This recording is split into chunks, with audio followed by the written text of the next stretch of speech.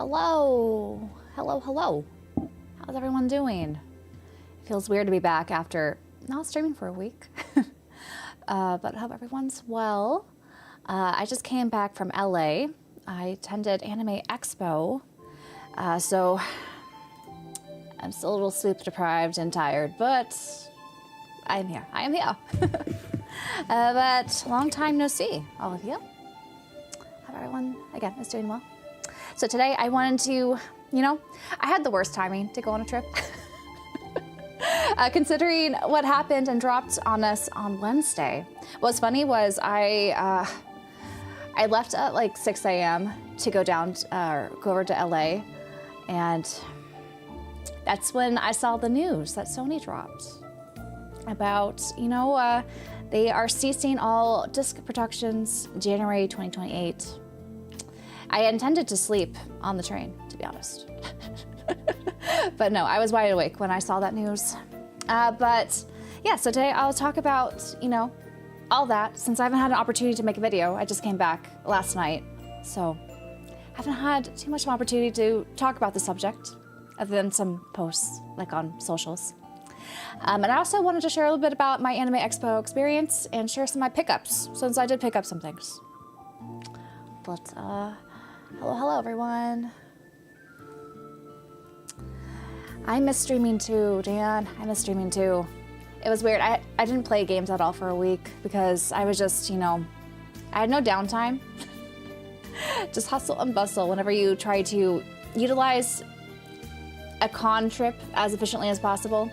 And to be honest, my time was not super efficient. But that's all right. It's all right. Turbulent week for gaming. It was indeed, Coogan. Rest in peace, the gaming industry. Long live retro gaming. Yeah, I have thoughts. We'll get into that. I was thinking I could first do the Anime Expo stuff, and then we could get into the topic of the day. I don't know how long the Anime Expo stuff will take, but that's the structure I was thinking. I did survive the crowds. I know if you guys have been paying attention to the socials, like how they portrayed Anime Expo, some of it was true, some of it was exaggerated. The only time, so this is my second year going to Anime Expo. And I went 2 years ago when they did all the Trails panels that Wanisa was there. And there were a lot of people. So I guess the big caveat is, the Summer Olympics are coming into LA, is it next year? And so a lot of the convention center was actually under construction. So there were like fewer places for the crowds to be. So because of that, I think they had like worse crowd control than they had the previous year I was attending Anime Expo. And so some of those like major areas where you're supposed to walk across the different exhibition halls, like all those pass-through kind of passages, they were so dense with people. And so that's where I think all those crazy pictures were being taken for the most part. And even in the exhibition floor, like, I remember 2 years ago, it was still pretty crowded. Like, I went to San Diego Comic-Con for like nearly a decade, like pre-pandemic. And so I definitely experienced like crowds, like dense crowds and long lines at conventions. And it kind of seemed like Anime Expo was starting to feel more like San Diego Comic-Con to me in its like heyday. So lots of things, lots of people, but it was still fun. I think the main, we're gonna actually have a new podcast episode airing tomorrow morning talking about our convention experience because both my podcast co-hosts also went to Anime Expo. So we will all kind of share a little bit like where does gaming fit in Japanese pop culture, at least here in America when it comes to the convention scene and things like that. Because I did notice there was a bit of a difference when it came to like the portrayal of video games as a medium and something like Anime Expo. That was different from like say 2 years ago. A whole year on Twitch. Indeed, Alex. I think this is basically, my 1 year anniversary of streaming, hasn't it? I think I streaming, let me see, when was my first stream? So my first stream was when I did Psychonauts. Let me see what date that was. I know that was sometime early July, so I may have missed the exact 1 year anniversary of my streaming stuff, but I want to say, let's see, what date was that? let me get to that. It's at the end.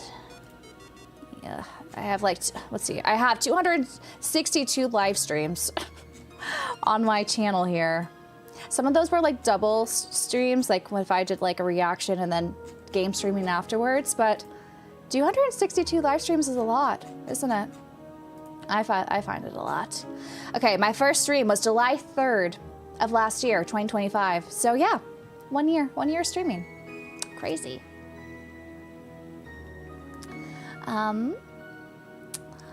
Just in time for me to talk about, yes, we will talk about the Sony thing. I wanted to talk about Anime Expo first, just for those curious what I picked up and stuff like that, my experience. I have streamed a lot. Did I get any autographs at Anime Expo?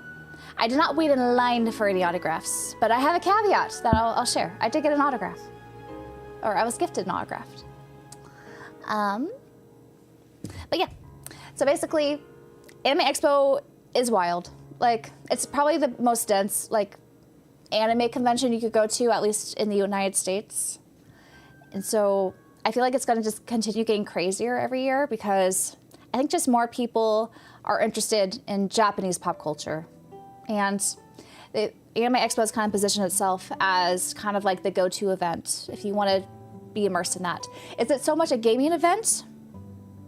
Not so much. So definitely check out our podcast episode that'll be airing tomorrow where we talk more about that in depth. But I guess I should share stuffs. They're gonna maybe move to Anaheim for it. I've heard they also were thinking about moving to Vegas. I do think Anime Expo may have outgrown the Los Angeles convention, like downtown convention center. Like they also overtook like the Peacock Theater and the Crypto.com arena, like to showcase some things and kind of all that area of downtown. It was still a lot of people, but who knows? My YouTube thumbnail is awesome, by the way. Thank you. Thank you.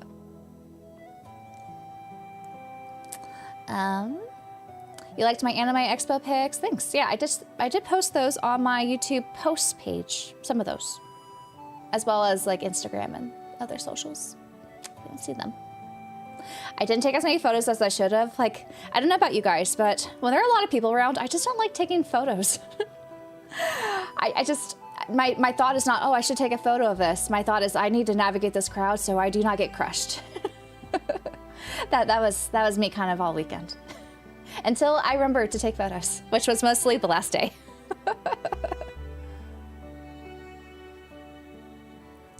Happy Tuesday, happy Tuesday. Anime Expo is downtown Los Angeles, yes, at the convention center. But yeah, let me share stuff I picked up. There's not a ton.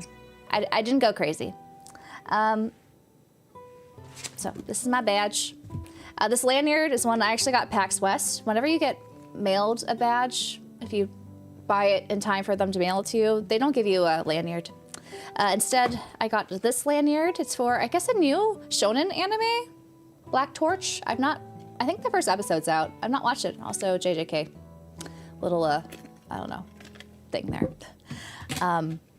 The other kind of big freebie that I think if you see people's hauls and things that they had, a lot of it's like these little bags. So they have like these little shopping bags from Toho Animation. They're the ones who also provided, I think, the lanyards free from this year.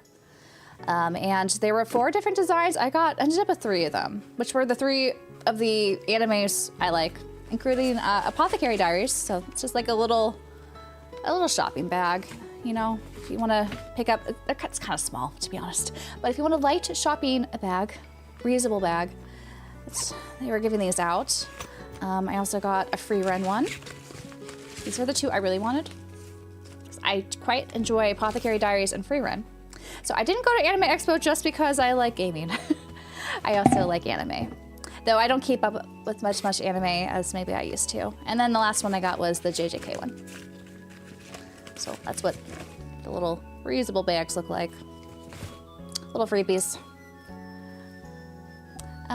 Leon Kennedy, or St. Kennedy, thanks for, congrats on the 1 year streaming. Thank you. I always enjoy events too, to remember to take photos. Yeah, Yeah, it's just like with concerts. I don't like filming things I want to experience. I never have my phone out during a concert. Like maybe initially I'll take some photos like in the beginning, but then I just want to be, you know, there in the moment. This makes me a really bad vlogger and content creator. I just don't like taking photos and videos while I'm doing stuff. The gaming timeline is weird. And the community crew, agreed. No more physical games. That's not quite true. We'll get into it. The Apothecary Diaries was announced. It was announced last year, but Apothecary Diaries, yeah, it's gonna, I don't think we have do we have a date for it? I went to the Apothecary Diaries panel where they had the Japanese voice actors of Mao Mao and Jinshi. Like they did some voiced like live dubbing, which was really cool. I was really pleased with the segments they were doing a live dub of, and they seemed very charming. But yeah, I'm looking forward to season 3 later this fall. Mappa is doing an animation, yes, all the in-game animations for Persona 4 Remake. That was another thing that they announced. I did go to the Persona 4 Revival panel. That was very cool. I don't know if this has been posted online yet, but the footage of where, you know, the pro tag is getting his persona for the first time, it looked very well animated. You were at the World Cup yesterday. It was that way too. Yep, you put away the phones and just do initial photographs and then just be in the moment. So the live dubbing, okay, for anyone who cares about Apothecary Diaries, there's this infamous frog scene. And yes, they did do the frog scene, but just right before she said the frog thing, like they left that as a tease. They did kind of the moments leading up to when she talks about the frog.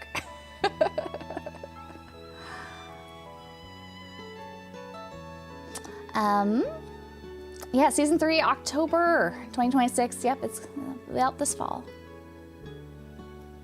The appropriate choice of music. I always have my Trails music. I always have my Trails music. Whatever. Ribbit. Did Capcom have a panel? Okay, so the only other, like, we talk more about this in the podcast episode, but when it comes to the gaming representation of Anime Expo, I went to CyberConnect 2, and when they were talking about their history in the games industry for the past 30 years, because it's their 30th anniversary, and also how they're able to self-publish the upcoming .hack 0 game. So it was very cool to go to that panel. The other panel I went to that was gaming related outside of Persona and Sega, it was mostly a Persona 4 Revival panel. They mentioned they're working on Persona 6, nothing else other than that. But I also went to the Spike Chunsoft panel as well, where they talked a little bit more in detail about the Steins Gate reboot. I was amazed that they said that they basically redid all the drawings, redid all the voice acting dubbing, new translations. It's kind of like they worked ground up, but also tried to make sure it kept that 2010, because that's when the game takes place, spirit. So I'm excited for Steins Gate reboot, actually. It looks like it'll be a really good way to experience that for the first time, because I've only seen the anime. So that should be fun. And then they also talked about Danganronpa 2x2. They announced that they had to slightly delay the release. So it was supposed to come out this year, but they said it's going to be very, very early 2027. So I imagine it's going to be like January, February. And a bit more details about that game. And so Danganronpa 2 is supposed to be a 30-hour game, and so they'll include the original in the 2x2 game, and they recommend you play that one before doing the alternative route, which is the Slaughter Him? Slayer Him? I don't know. It looks bloody. But that one's supposed to be about 20% longer than the first game. So the first game's 30 hours. The second route is 35 hours. They didn't really say how much overlap is in there, but I imagine they're going to be pretty different routes, just based off of how they were kind of describing it. And then who else was there? There were some gaming stuff that didn't have panels. Actually, one panel I wasn't able to go to. Serenity Forge was there. They had some like Doki Doki Literature Club kind of panel stuff. It's some things for their games. But a lot of like the gaming stuff was not really panels. It was more, they had some booths. And mostly the booths were there to sell merch. No like game demos. Actually, the biggest game publisher that was there that had an area for demos was Gung Ho. And unfortunately, no Trails there, except they did have some Trails merch. I didn't buy any because it was just the key art. And I was not that interested in what it looked like. But they had like, I want to say at least like 12 stations to play the new Ninjala 2 game. I'm not saying that title right. It kind of looks like Splatoon, but not. It was featured in the Nintendo Direct, like the most recent one, if you've seen that. But other than that, who else had demos? Sega had a big booth, but it was mostly for like photo taking opportunities. Was the Sega booth, Sega Alice. They had like one little area if you want to play Metaphor. So I think they just had like one screen if you wanted to play that demo there. Who else had one? Side Games also was there. They had like 2 things if you wanted to do the demo for Grand Blue Fantasy Relink, the new version, something to Ragnarok. And then Stardy Forge had 4 stations of one of each games that they have. I'll talk about them a little bit later. But yeah, Falcom Y. I think just the demo wouldn't be ready for Sky 2nd chapter, so it was unfortunate. Probably just a bad thing. Oh, Kugan, thank you for the bits there.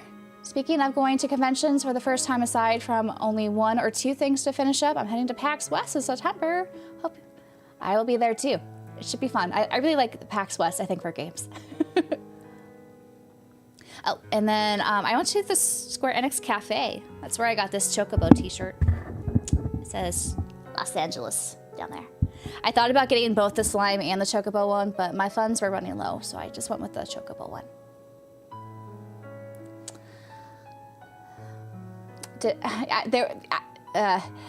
Yes, there was Trails March I did not buy. it was just like your standard key art on like a bag or something. Actually, the mugs were sold, like they didn't have the mugs in time, so they weren't even, like the best thing was probably the mugs, but unfortunately they weren't even being sold because I guess they weren't ready in time for the con. So yeah. Axis game was there, that's true. They confirmed another Eden Begins proper physical. Oh, I did not realize that. I thought they were going to just announce dates for Otome games. So unfortunately that panel was at the same time as Spike Chunsoft. And my podcast co-host and I, we decided to go to the Spike Chunsoft one. But that's exciting. So we'll have a proper physical. Is it coming out next year or when it comes out in September? The t-shirt was pricey. Actually, it was not that bad. It was like under $40 after tax. I was kind of surprised. It was not that pricey, all things considered.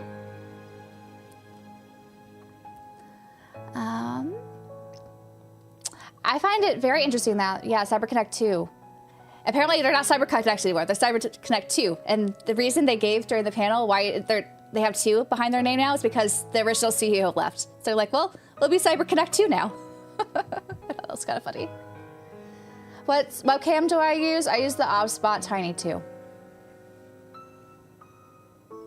Slime as in Dragon Quest slime, yes.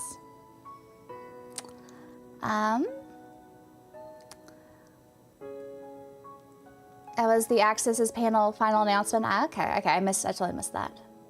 Good to know, good to know. I'm excited, because I was worried that it would just be only in Japan and no English on it. What's my plan for a future Trails game if Sony's not going to have them on the disc? I'm just going to buy them on PC. That's my plan. Unless it comes with a full-on cart Switch 2 version. I'm not really confident Nisa's going to do that, though. Decided to sell your PS5 to Indiana Jones to support True Physical on Switch? I really like the Switch 2 version of Indiana Jones, so if you want to like trade for that, yes, I think that's probably a good thing. Because yeah, the PS5 copy of Indiana Jones is you have to download the game on the internet. I did not win the big Atelier standee. No, sadly I did not. I could not come home with Yumiya or Karya. I would have had them in the background if that was the case. Konami was not there. No, I did not see any Konami rep, sadly. Also, Bandai Namco was there, but only for anime. They weren't there for games. Square Enix was there, but only to sell their merch. Nothing about their games. Let's see. CD Projekt Red was there, but only to promote the Cyberpunk TCG game.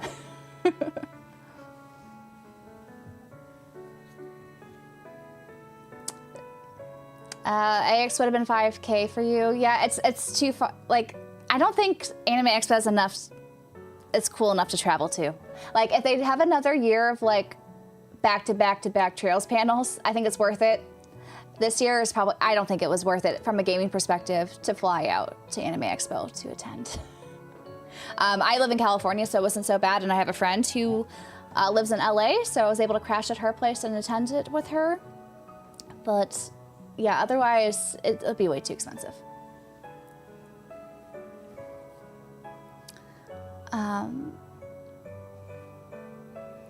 Yeah, Gunko does not release GOG games. It's unfortunate.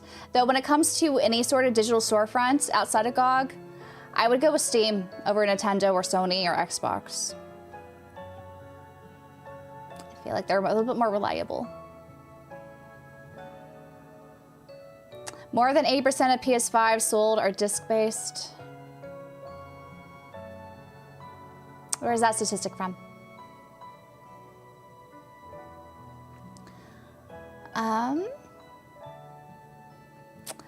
Yeah, there's no Cyberpunk.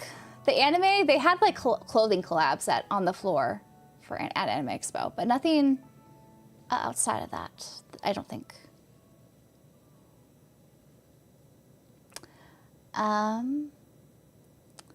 You took a few days off and they went and killed physical games. I know, Zippy. Best timing ever, right? Best timing. So many VN panels and announcements. There were a couple. I don't know. Like, I don't think there was that many like amazing announcements they had at Anime Expo, you know. Most of it was just kind of like reminders. We are working on this. That was kind of most of what the panels were about, gaming-wise. I'm still waiting for news for Kyoto Xanadu too. I've heard good things about it from those who've been playing in Japan. Like, it's supposed to be all killer, no filler of like a 30-hour experience, which is really exciting to me.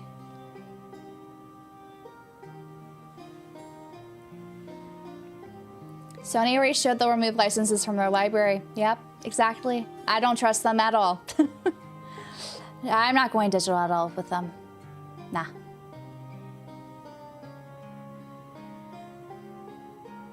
Next year's gonna be your first time going to AX. I hope they have really cool stuff at AX next year. You know, if you like anime, like I think it's more worth it. If you don't like anime, it might be a hard sell to go.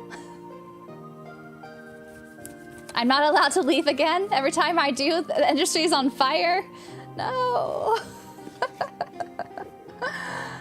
Okay, I was in the middle of sharing what I found. So we talked about the Spike Chunsoft panel. So I got a lanyard. They got little chibi guys of the, if it wants to focus, of the Danganronpa 2 guys. The panel was cool. They had a lot of the English voice actors there. And they did some live dubbing too, which was really, and voice lines. That was really cool to see. I also got a bag. Where is it? Over here. Things are just everywhere. They also gave a bag out. Danganronpa 15th anniversary. It's just like a cheap mesh bag. I like having these to like put like shipping supplies in or just random stuff just to keep it organized. And here's the 2x2. That's why I brought it back with me. Who knows? It's a cheap bag. There was also a Steins Gate fan. I think I left that at my friend's apartment. She was using it to fan because for the most part, the LA weather was very kind to us last week. Like, it was only like 70s, low 80s. But still, there's some kind of like, without like the ocean breeze and stuff, the air felt a little stale. So it was nice to fan yourself with something like that. But yeah, I left that, unfortunately. What else did I get? And then the other big thing was when I visited the Serenity Forge's booth, they are always very kind and generous. And they gave me a t-shirt for a new game that's coming out very soon, actually.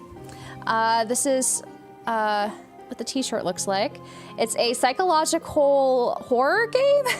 Serenity Forge is known for like visual novels that are kind of creepy. They're cute but creepy. And this one has to do with these siblings, and the sibling does not want the little sister, like, they're able to like read minds or something, and they are seeing all these impure thoughts of other people with their little sister, and so they make plans to kill those people. So it's supposed to be an interesting thing. I also got, they handmade or hand-packed these boxes it's called Sister Other Paranoia. And inside of this package, apparently they hand-packed this at their Airbnb while at Anime Expo to have it ready. I'm gonna open that up. That wants to do that for me. There you go. Inside of this came with a few things. A little thank you for your purchase, Oni-chan. A little plush of the sister. Cute little fancy weird doll. This has a code for the game. It's a Steam code, so I might play this. I feel like this will be a good one to play before Halloween. Some stickers that are holographic of the sister and Oni-chan. And a little notebook. It's a little notebook there. Anyway, that was nice. What, shipping supplies? Just general shipping supplies. You know, stuff like you get in the mail and then I want to reuse. I like to recycle my shipping supplies. The plot is wild. So there was a demo for this. I know both my podcast co-hosts, Brandon and Dala, played it. I thought I was tempted to play the demo, but then I was like, wait, I'll just wait when it comes out. It's gonna come out. What's our date? Is there a date on this? I forget when it comes out, but it should be coming out like within the next month or something. So I was just gonna play it blind, going in. What else? So I bought a lot of for the Persona 4 panel, they gave everyone in the audience this little keychain of the protag. It's like a little acrylic keychain. Just for attending the panel. And I bought a lot of fan art. That's the bulk of what I bought. I bought some clothing fan art. So here's a really cool sweatshirt I got. So this is a sweatshirt that has Red Eye's Black Dragon from Yu-Gi-Oh! And so he's there on the front and also on the back.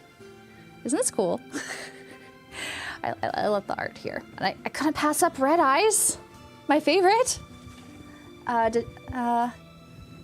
Dual Monster. And then also on the arm, there's another design. And I was happy this was not a black sweatshirt, a gray one. So I don't have all the black. Like, I always have like black clothing items. Another thing I got was this jacket. It's like a layered hoodie jacket, and it's inspired by, or officially licensed actually, from the Apothecary Diaries collection. I'll show who that person who made this. But it's like a two-tone jacket. It's quite nice and very, very warm. It was not that expensive. I was shocked. But anyways, a jacket. This is by this shop. There you go. Mona shop. So those are the clothing items I bought outside of the Chocobo t-shirt. They're selling this inside the exhibition hall, but also at the Square Enix Cafe pop-up store. And then, I guess for more Yu-Gi-Oh, I got some enamel pins. I tried to resist enamel pins because I feel like I don't hang them up. But I got a Blue Eyes White Dragon one from the same vendor who made the Red Eyes Black Dragon hoodie, and then Red Eyes. So I thought they could go together.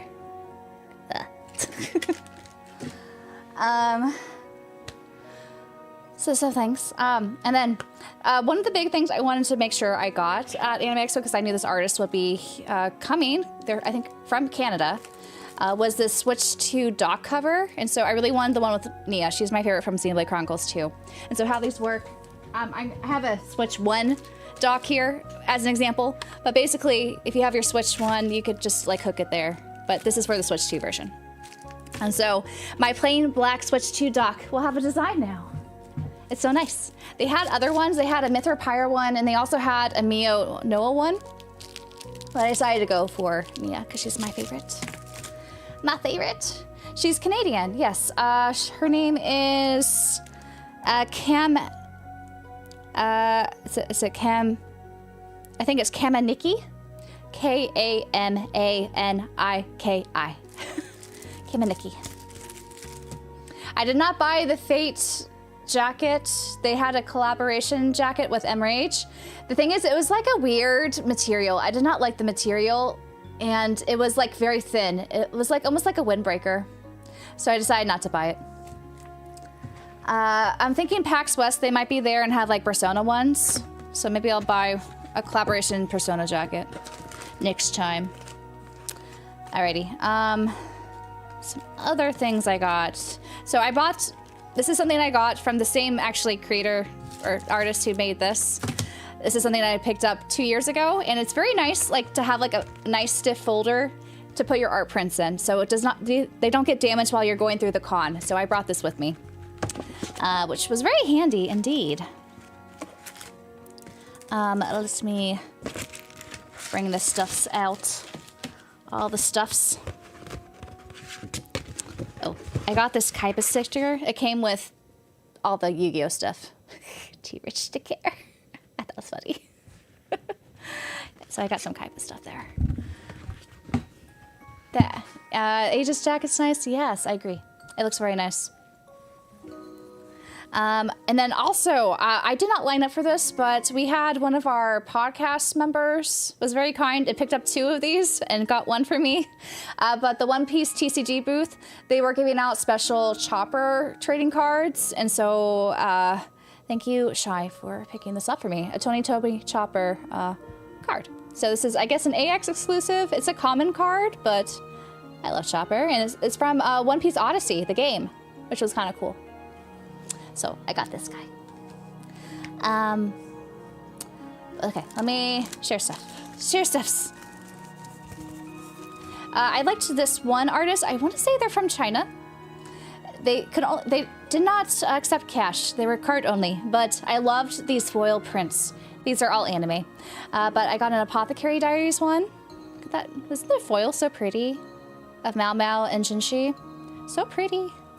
And then a Witch Hat Atelier one with everyone. It's mostly Keyfree, but also, if you look at the bottom, the girls, Keyfree and Arigo. And then the summer that Hikaru died. So pretty.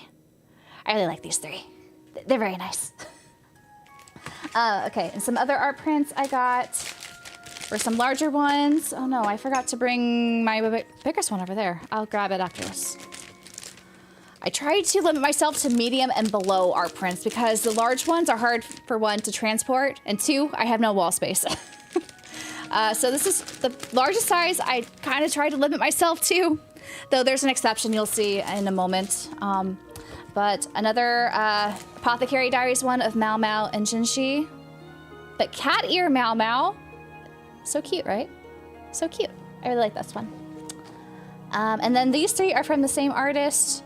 This is from Mako House. I'm so bad at keeping track of artist names, especially if they don't sign their work. I don't see a signature here.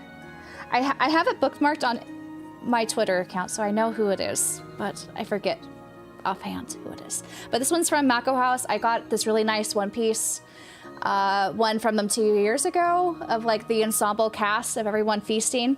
And so I got, this is the new one of Nami with other One Piece characters in like little plushie forms. Isn't it so cute?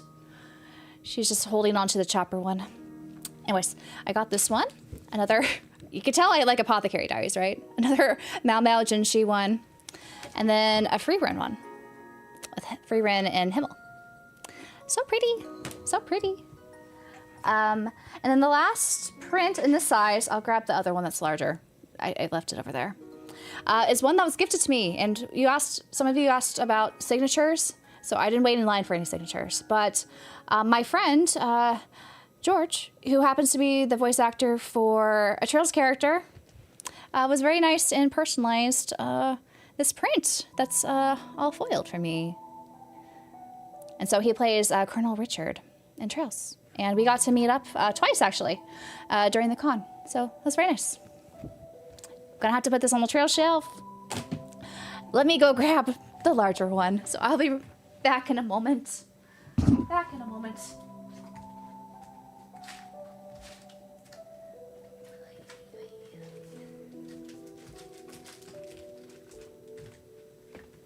So this print, also this has the Square Enix Cafe placemats. I was able to roll it up in a tube, kind of. I hope it's not broken or destroyed. It's hard to transport large prints. What can I say? What can I say? But I found this Digimon one. I couldn't say no. It's also holographic of Angel Amon, so I got this one. I don't know where I'm putting her, but I got Angel Amon. And then I got all three the placemats from the Square Enix Cafe. Oh no, there's do not touch the sticky. Please do not touch the sticky. Do not tear and touch the sticky. Okay, I think I saved it.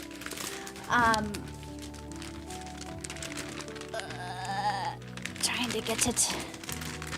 Come out, come out. Here it is.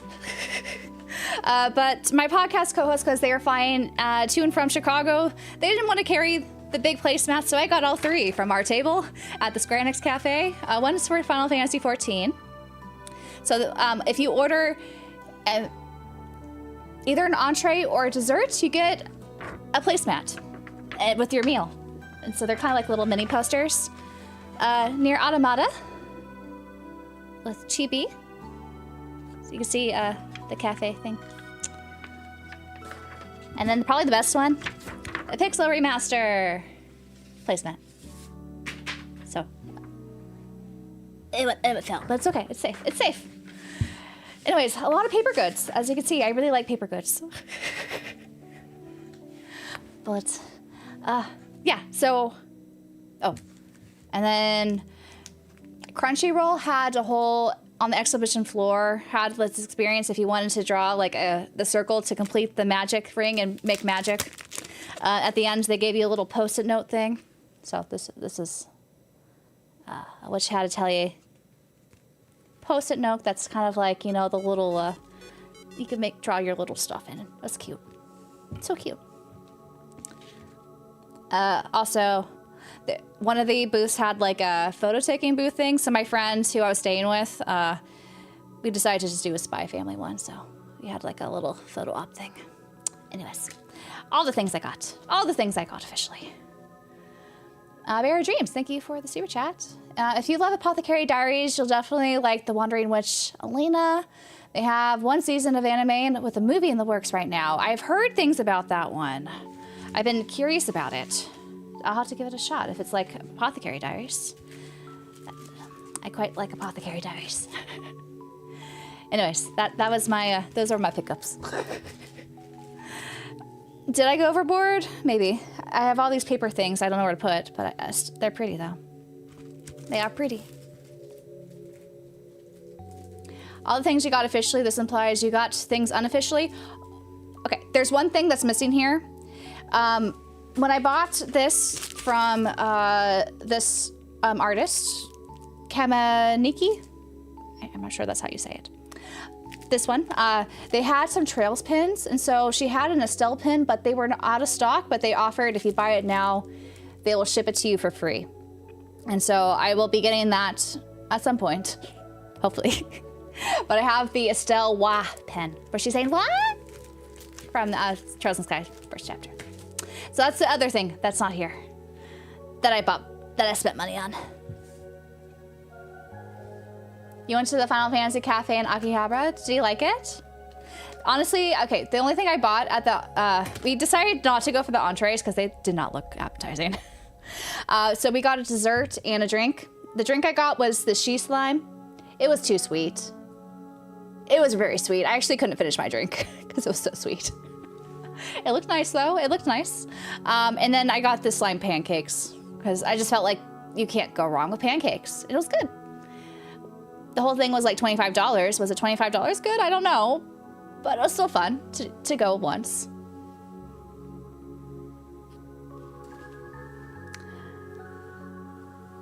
There was, yeah, someone actually had Trails art. I was happy to see that.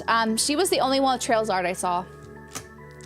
The one that did this. She mostly has Xenoblade fan art, but she's starting to branch out, I think, to a little bit of Trails art. So that was nice to see.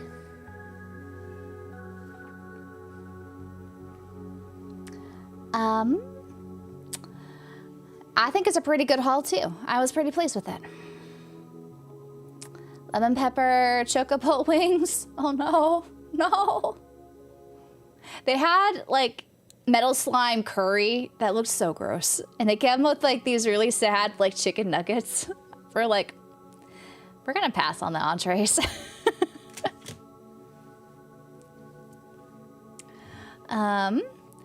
Yeah, exactly. You go to the theme cafes for the vibes experience. I don't know if you guys if you've looked into the Square Enix cafe in LA, when all the content creators were kind of invited to go for free to test it out. At that point in time, they had nothing on the walls. They were like blank white. When we went, they actually had some figures in the center. They had like resin figure statues of 2B, like 2 of 2B, and 1 of Cloud, like the Prime 1, kind of like resin, like big figure stuff. They had that in the center of the cafe. And then on the walls, they had a TV playing just a bunch of different Square Enix games, like trailers. Like they showed off Final Fantasy VII Resonance, Dragon Quest VII Reimagined, the Pixel Remasters, Final Fantasy XIV, like that kind of stuff. They just had the trailers on loop. And they had music playing in the background. Mostly Final Fantasy XIV music from what I could tell, but I don't quite have the ear for that since I've not played that. Is that Mercury Curry? Good question. I did not want to test it out. Metal slime curry sounds like something a villain would serve the arch nemesis. It did not look good. It did not look appetizing. I like the idea of it, but in theory. But eating it, no. Anyway, should we get to the topic at hand? Physical media. Everyone's made videos about this except me, because I just got back. But, man. Oh, George, Peter, I was just showing off the lovely gift you sent me. I'll cherish this. I'm trying to figure out where to put it on my shelf. Thank you for this. Good to see you. Good to see you. But anyways, it's time for the rant. Time for the rant. I was trying to figure out, you know, after sitting on it for about a week almost. It's been almost a week since they announced this. Like, what more to the conversation could I provide? Because clearly Sony sucks. What else can you say than Sony sucks? But there's a lot of I think caveats that maybe have been overlooked a little bit because of just, you know, I feel like there's maybe 3 gut reactions to the news that Sony is going to be eliminating their physical production in 2028. And so, as many of you know, Sony is the only one who could print these games. It's kind of like Nintendo. They're the only ones who could actually make games on their proprietary carts. Same with Sony. Like, no one else will be able to make and print these games outside of them. And so, I think my camera's going crazy after all the show and tell. Let me make it focus. Focus, please. Thank you. But yeah, I think the gut reactions to this, where people are like, oh, buy digital anyway. I don't really care. But I think that is not the right reaction, because this actually plays a bigger role than I think is maybe on the surface level that we'll get into. And then two, people are just saying, oh, I'm just going to boycott Sony now. You can't do that. Is it going to change anything? I think we've seen what some of these boycott campaigns in the past have done or not done. And so I think we're kind of like in this tricky situation of how to navigate this as people who buy games, enjoy gaming culture, you know? And so there are, of course, enthusiasts like myself and others who like having tangible physical games that are on the cart or on the disc in this case, that we buy it for multiple reasons. We buy it because of ownership. We mentioned, I think, a little bit earlier in the chat, Sony has a history of deleting digital purchases from their storefront out of people's libraries that they have downloaded. So they have like zero trust.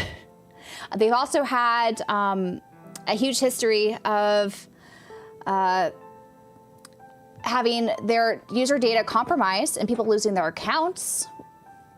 And just, they don't, I think, have the right ecosystem really to have a sustainable digital storefront at this time. So this seems a little bit ambitious for Sony to be like, oh, we're going to be digital only now. So I have so many thoughts. I've been trying to think of a way to organize all these. But I think the biggest kind of upset about this, not just that we won't get a nice physical game or like if we're just going to get code in the boxes now. That's not really the point, right? It's not that physical games are gone, that we don't have something we could put on our shelf. It's that the industry is now just going to be, especially if you have a Sony console, the only way to buy these games is going to be through Sony themselves. They're going to have a monopoly on the market, so that's going to probably drive up prices since there's no incentive or competition with the secondary market or anywhere else that's selling their digital games to, you know, have sales. It's just going to make, I think, gaming just more and more expensive. And it's also just going to make sure that they control what you play. So in effect of like what is going to be offered in streaming, what they're going to be offering on their digital storefronts, what they'll be taking away if they decide you guys don't need it anymore, or you have to buy the new version instead of having the old version of some sort of game. I think it's just going to be wild what's going to happen, you know, just to gaming as a whole, not just from a collecting standpoint, because that's obvious, right? Like we like our tangible physical items. We want to have, just insert the disc and play it. That is the beauty of console gaming, is that there is, you know, little resistance of how to just reach your game if you just want to play it. If you don't want to, you know, have a huge download that's going to take hours, especially if you live somewhere that does not have stable internet. There are places that still do not have stable internet, despite what some people like to say online. And this all coupled with how expensive the Sony's hardware is going to be, I just don't see a reason to buy a Sony system now, you know? Like, physical media was like the one reason I was like, okay, I'll buy a PS5 because this is a way to get a lot of games I enjoy on a physical disc that I will own, right?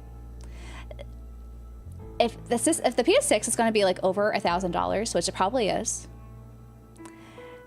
I just don't see why I would buy it. Like, why? I don't want to be... A lot of the third-party games I play, even if they're offered digitally on their storefront, I would just buy them on PC that I already own. That's already probably better than what the PS6 is going to be. Like, I think they're kind of overestimating what the demand is. I know that they just pulled a lot of their first-party games, like future first-party games, off of the PC storefront, but they don't have a lot of first-party games, I think, in the works, right? Like, there's just a handful of them. Is that going to be enough for people to want to buy their expensive box just to play them?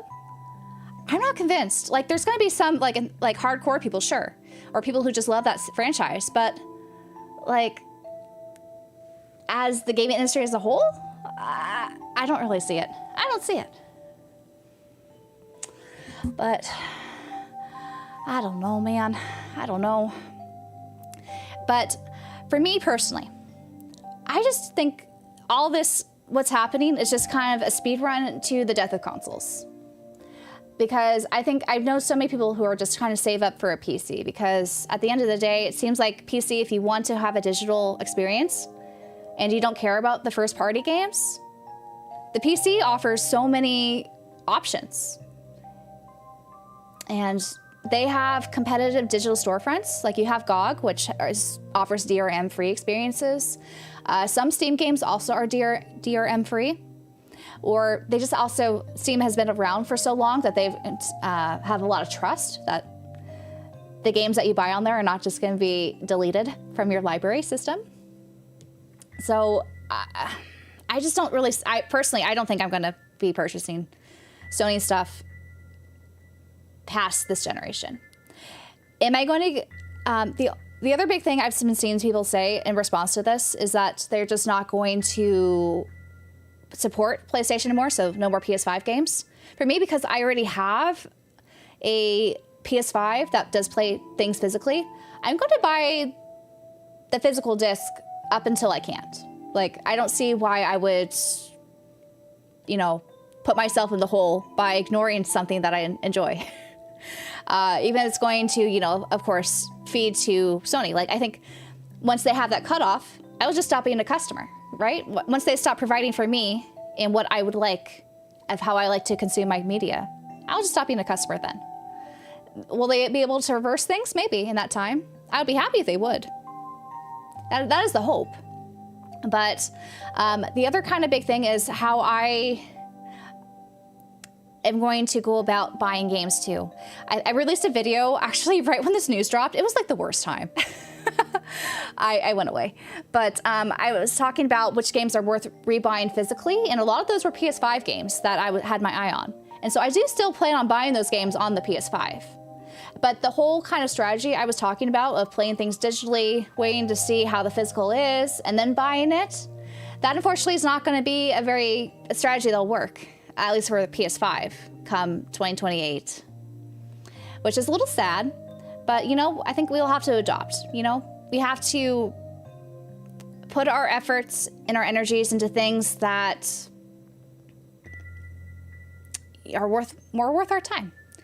And if that means that I want to play these games digitally, that usually just means I will just buy them, not to put in the backlog, but buy them when I'm about to play them. So my consumption, I think, of games is going to go way down. And I'll probably wait for sales. For them to be dirt cheap before I buy them, because I don't like paying full price for new digital games, because I just see a lot of digital games as just a rental service. So I'm really curious what the sales numbers are going to be once this comes into play, you know, especially for Sony. I just feel like it's just not going to be good all around. Like, games will be more expensive, maybe because of the price tag of games going up. Maybe they think that's going to offset fewer purchases, but I don't know. I don't know. It's so interesting.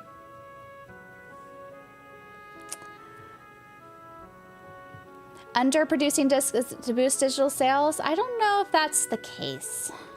Another thing that I brought up on the channel, though, is reprinting of games.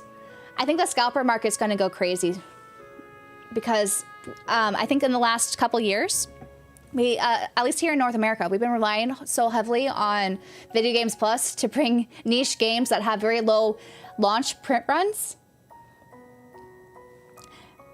It's just gonna be hard to, I think, grab onto games we really want. So I've been rethinking my strategy moving forward in the next year and a half of how I want to purchase games. So I might have to buy games a little bit faster or sooner at a higher price tag than I was kind of hoping for, at least for my favorites. I think also as a collector and someone who's trying to curate my collection, I think I'm just gonna have to let go of games that I think I might like to add to my collection, and really just focus on games I really like and know I'll like. And if there's a game I will play maybe eventually digitally that I kind of wish I had physically, I guess I'll just have to, you know, pay a more expensive price tag down the line to get them. But I'm going to be a lot more selective. I really think that's probably going to be my strategy moving forward when it comes to the disc-based games. Now, what's nice is that it looks like Nintendo Switch 2, we haven't talked about that yet. While they had a rough start, I think, for physical collecting with their game key cards, it does seem like it's starting to phase out a little bit, but not everyone's going to be phased out. Like, I don't think Square Enix is going to have a true physical after 2028. I don't see them getting the full Switch 2 cart. So that's disheartening and sad because I don't really see myself ever buying it. Like, I was seeing this notion online, right? That the game key cards are not so bad now. People were saying this. And I totally disagree. Like, I think we're talking about two different things. While game key cards are nice if you want to go to the library and rent a game, that's an option, like your public library. But outside that, I don't really want to buy them, right? There's no reason for me to have a game key, like fob, basically, on my shelf, taking up space, so that I could buy something else I like more. Even if I like the game, I personally just don't really want it on my shelf, taking up space. But yeah, I could see myself buying more Switch 2 full-on cart games instead of the PS5. Even if it runs a little bit better on the PS5 than the Switch 2, I think I would trade that in. Like, I think someone brought up Indiana Jones earlier in today's discussion. While there is basically a game key disc on the PS5 and it runs better on the PS5 compared to the Switch 2, I'm really happy I had the Switch 2 full-on cart version of Indiana Jones and the Great Circle. So I think I'm just going to do that personally. Buy the games I really like on the Switch 2 if the PS5 is not an option anymore. And yeah, for any sort of digital purchases, if it's not exclusive, I'm just going to go play them on PC. If there's an exclusive game that's only offered as a game key card, game key disc, or digital only, not a full-on thing, it's not available on PC either, that's going to be an interesting conversation to have. If it's on a console I already own, I could see myself buying it digitally through the digital storefronts. But if it's going to be, say, on the PS6 or the Switch 3, I don't really see myself buying a Switch 3 or a PS6 if there's not going to be physical media. So I know when I released that video for my Switch 2 video, how I said that that's going to be like my last ever console I'll probably own or purchase. A lot of people were calling me liars, or like, what do you mean? When the next XYZ game comes out, of course you're buying the Switch 3 or the PS6. But no, I don't. You know, I think there's so many games in my backlog that I already own, and two that I haven't gotten to that have been, you know, retro gaming or something like that. There's so many other games I could play instead of some sort of, like, 3 exclusives I might be interested in next-gen consoles that I just don't really see myself buying a new machine or a new box to play them. Like, Xenoblade Fire Emblem, they're some of my top favorite franchises ever. But if the Switch 3 is going to be digital exclusive, I don't think I'm going to buy a Switch 3. The backlog is just so extensive. There's going to be so many other third-party games that I like more. Like Trails or any Falcom game. I'll just buy those and play those. I'll spend my time on those. Anyways, I've been yapping a lot and not looking at chat, so I apologize. I was trying to share a lot of my thoughts, hopefully coherently. But yeah, emulation is a thing. That is true. Like, I think emulation is going to be on the rise. It's already pretty prominent now. It's going to get worse. Yapping's all good. A good rant. Next gen's going to be cloud only. If that's the case, I'll just play the games I have already, man. I don't want to play on clouds. No clouds for me.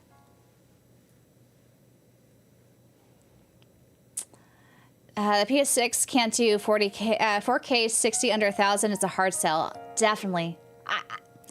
I think a lot of people are just being priced out of games. And it's unfortunate because a lot of the older consoles, like if you look at the 3DS market and like last gen, like some of those are selling for absurd amount of money because people are like, well, I could buy a new system, but I like these older systems more. There's so many great games on those older systems. So unfortunately, I think the recent developments are just going to impact all of gaming and make it all more expensive. I don't think there's going to be really a way to make it cheaper other than piracy, which is really sad. Because if we see a rise in piracy, who's going to support these new game developments? Especially if we're seeing so many layoffs too. I just think the video games industry is just slowly destroying itself. And everything's fine. Everything's fine, as my YouTube thumbnail was saying. But yeah, we've been talking mostly about, I've been talking mostly about the larger companies at large, but a lot of the indie games, like, especially those companies that rely on physical media as like their main selling point of like why they're around, they're gonna get hit really hard with this. Like, the Switch 2 physical carts, I think will be around for at least another 8 years. If not longer, maybe let's give it 10 years. 10 years. After that, though, they're going to have to, I think of a new model. I think a lot of people, instead of buying physical games, if they are collectors, they're going to go towards other sort of collecting. Like, I know I already kind of do this with my figures and stuff, but I think that's going to be on the rise.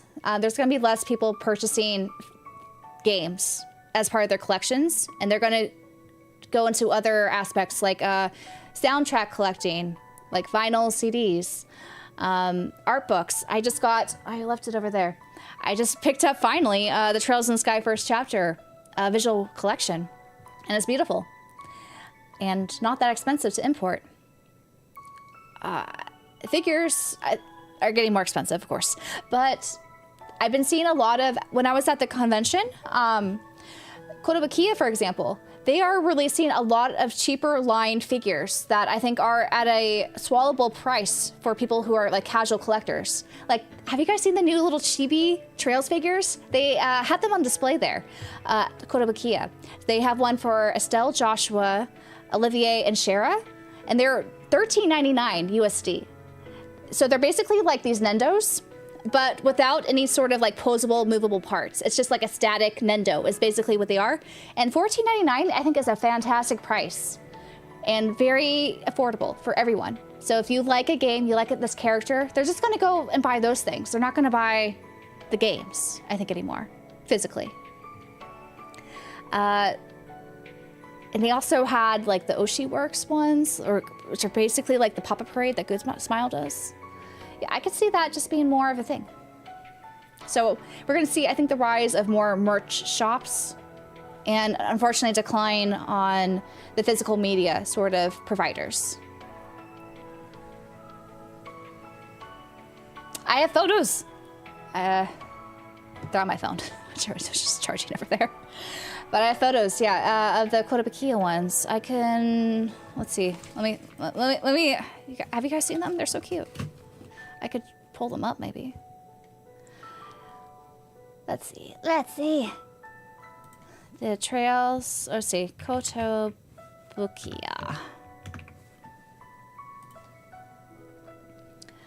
You think you're gonna see more people running home servers from, yes, that is another, John, that's a good point. I think a lot of home servers are gonna be on the rise for game storage too. Like, that is an area that I'm less familiar with, but I've been seeing that, like, you know, with movies and shows, how people have like a Plex server where they have, you know, torrented movies and stuff. I think they're just going to do that with games soon. And that's just going to make pirating, again, on the rise and more accessible than ever. People are going to have to, I guess, work on it more. Here it is. Here it is. They're so cute. They're so cute. Let me pull it out. How do I share this? Hold on. There it is. Estelle! Joshua! Aren't these cute? They're so cute. Shara and Olivier. Anyways, they're only $13.99. Wild, wild. They also showed off the new Good Smile Nendo of Estelle at AX. I took photos. In her first chapter outfit, so with the Spanx. She looks cute. I'm gonna get it. And then they also showed off, actually, while we're here, they also showed off Chloe's figure. Chloe looks so good. Sorry if you guys don't play Trails. But yeah, lots of cool stuff there. How am I feeling today? Good. Little low energy because of traveling. I did a lot of traveling yesterday. And then I had to wake up early for a meeting. I had an 8 a.m. meeting this morning I had to be awake for. But it was all good.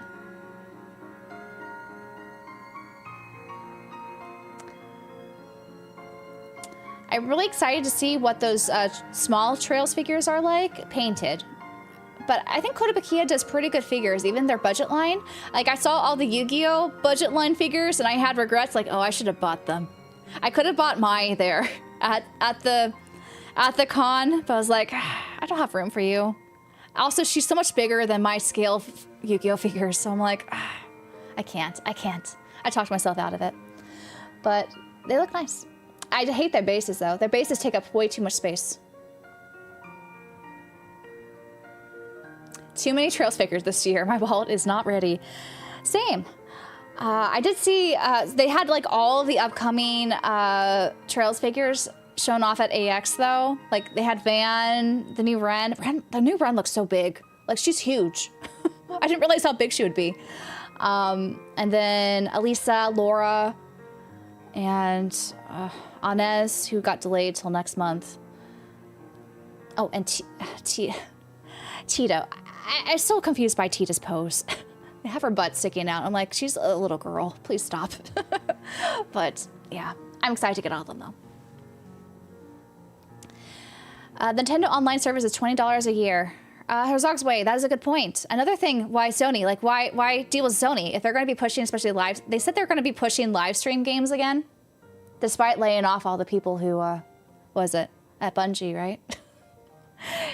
who worked on some of those games. But apparently, if they're going to go live service games again, like, why pay for a subscription service just to go online when you could do that on PC for free? Well, outside your internet provider. But yeah, I think Sony's shooting themselves in the foot.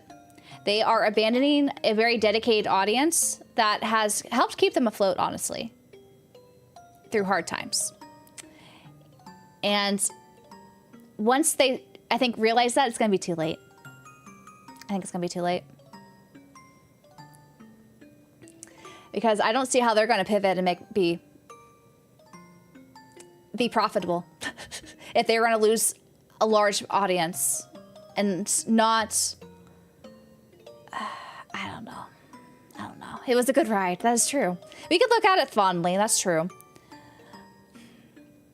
It sucks, but, you know, we'll adapt.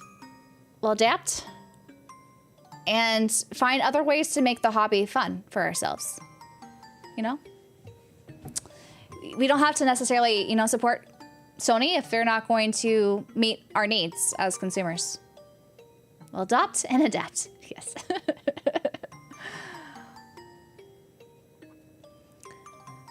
Did I hear about the EULA?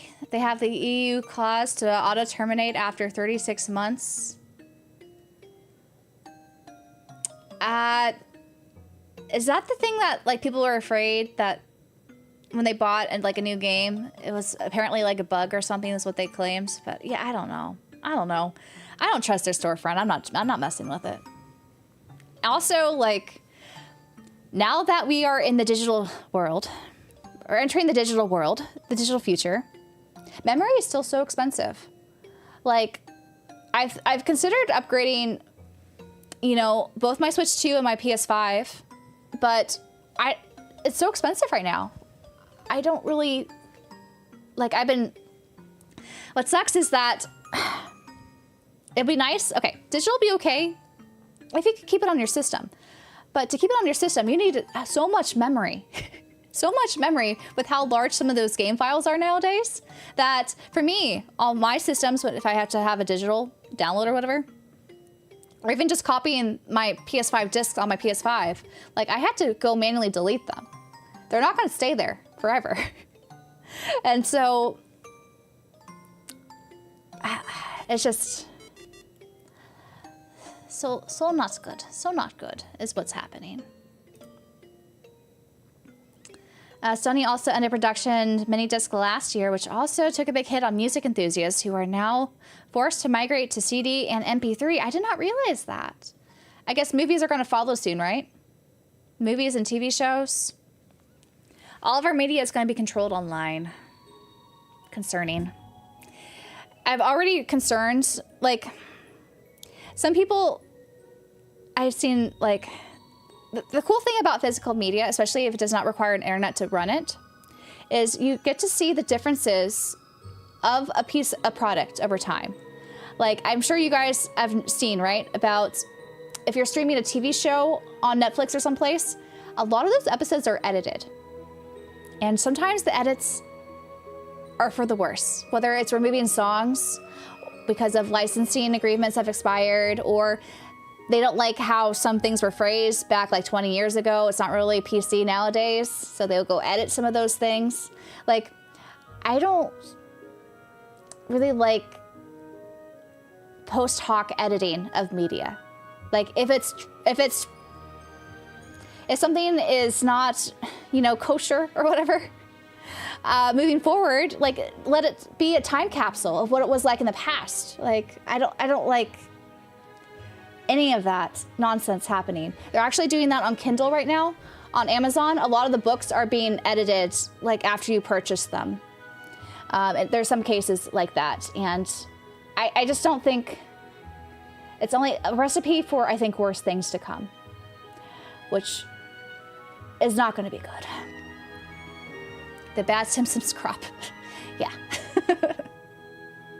Physical movies are on the rise the last 3 or 4 years. Yes. But are they going to cut off Blu-ray disc making too for movies? Because they just don't want to produce them despite the demand. So a lot of this, okay. I guess the big thing about the Sony disc situation is that they're claiming this is user demand wants more digital, because they're quoting some 75, 80% number that most games are being bought or sold digitally. The issue with that number is that it's cooked. As a statistician, I can tell you it's cooked. Like, you're kind of comparing apples to oranges with a statistic like that. You have to see, like, what are their inclusion-exclusion criteria and all these little nuances about the number. Like, what sort of weight are they doing? Are they comparing a game that's like 99 cents to an $80 game, like, as equal weight of how many games are being sold? It's just, and games that are only available digitally, of course, like Fortnite, you're just going to download that. You're not going to buy that physically. There's no physical disc. There's only a download. Even if you buy the physical version of that game, you still have to download the game from the storefront. Like, this is not a demand sort of restructuring. It's not a user demand restructuring. This is from the top. It is a supplier cutoff is what we're seeing. And so they're trying to drive the market right now and claiming it's for our benefit, but really it's for their benefit. And DLC, correct? No physical, well, there are some physical DLC. Torna, the Golden Country is one, but that's it. But yeah, I agree. DLC too. All those microtransactions, it is a cooked up number, man. So, a lot of corporate greed. They're just trying to, you know, shrink their margins is all they're trying to do. They're trying to cut out the middleman and just to appease their shareholders and their profit margins. They're kind of, but they're losing the plot of why would someone use their services if they're going to do them wrong? Like, they could try to brainwash us as much as possible, but there's plenty of people who understand what's going on and will not be manipulated.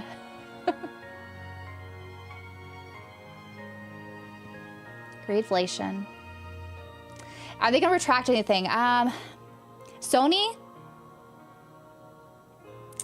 I don't think they're going to retract it. I think if they do retract it, it's going to be too late.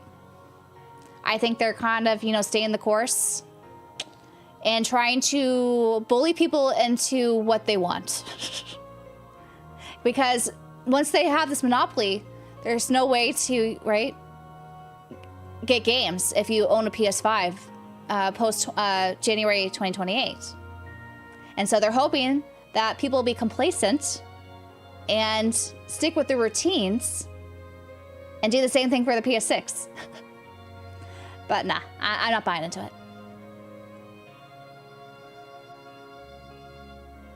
They are retaining their employees, but I think that's PR speak. You know, they might put them in some sort of other sector of Sony, and it does not mean that they're going to, it's, you know how they do layoffs, like in Japan, for example? They put them in a worse position where they quit themselves. Instead of firing them, they put them in a situation that is so awful that, or they do nothing, that they quit themselves. So they could do that, or what's more likely is that they're going to go to another department that will also get laid off. And it's just going to be covered up that these people were laid off, that were originally from the disc manufacturing sector. How much of the 85% is mostly sports games? Or your ball and gun games, right? Yeah, it's not realistic, man. They force you to quit. They do. I do. You shame them into quitting. Mm-hmm. I know the majority are against anti-key cards Nintendo Switch 2. You love to embrace key cards. I think they are underrated, better than full digital media. Is your unpopular opinion? That's fine. Like, I can understand why some people like game key cards, especially if they are someone who does not like to... They like to buy and resell things immediately after they play them. I can understand that. I could also understand if you like game key cards, if you check out a lot of games at your public library, because that is a way to access games for free. I can also understand why you'd like game key cards if you just like having, if you like having, you know, it doesn't really matter what's in the cart if you can play the game and it's on your shelf. For me, I don't want to take up shelf space for those. They're just not for me. But that's not to say there's not advantages though. There are still plenty of advantages, especially if you get game key cards like super cheap. Like some of them have been like clearanced. You could get the game really cheap, like cheaper than just full digital. So I can understand that. For me, I just don't really want them. There's so many other games I would rather play full digital, like on PC. Where for me, I know some people, if they want to share games, they do that with like a physical item that they could share it with like friends and family. For me, I'm not in a situation where I do that. My brother doesn't have a Switch 2, for example. He doesn't like playing games on his Switch at all. I think his Switch has been collecting dust for like the last 5 years.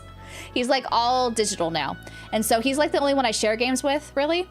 And so we have a Steam family library, which is, I think the family plan or the family sharing thing on Steam is quite good. I've benefited from it lots, personally. And so that's, if I wanted to have some sort of shared ecosystem with my friends and family, I'll do it on Steam. It sucks because you can't do that on GOG, which I liked buying GOG because it's DRM free. But if I want to share it with my brother and his girlfriend in our little sharing network ecosystem, I just do it on Steam.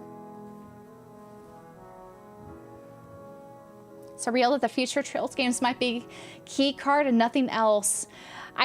So companies who have already embraced game key cards, I don't think they're going to, after the PS5 is defunct for the true discs, I don't think they're going to go back and do the Switch to full carts.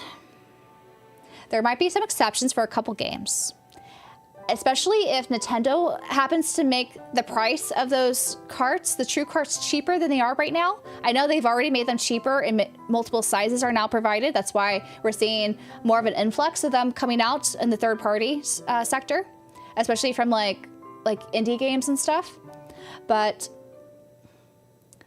I don't think Square Enix is not going to backtrack. I don't think we're going to see a full Switch to game key card from them. Or, sorry, a full Switch to full on cart game from them. Bandai Namco, they did one for a Japanese, like the Tamagotchi game, but they haven't done it since. So I don't know if, I have a feeling they're not going to do it either.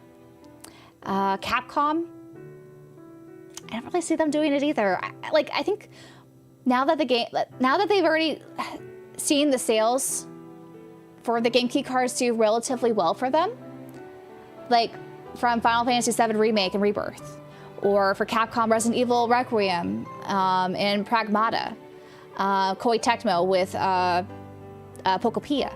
Like, those game key cards sold well.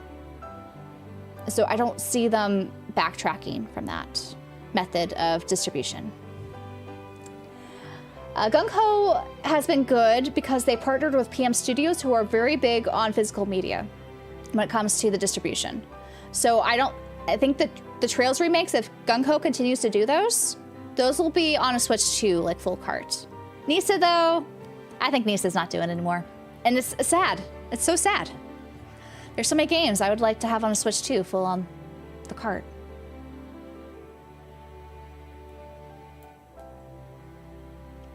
Yeah, you can share games on Steam. You have to set up a family library, and it's free. Like, you don't have to pay a subscription service for it. And it runs pretty well. The only thing you can't do is just play this game at the same time as one of your other members in your system. But it's good. You don't have to have a certain, you don't have to live in the same place either. Like, I'm on a different network than my brother. It works just fine.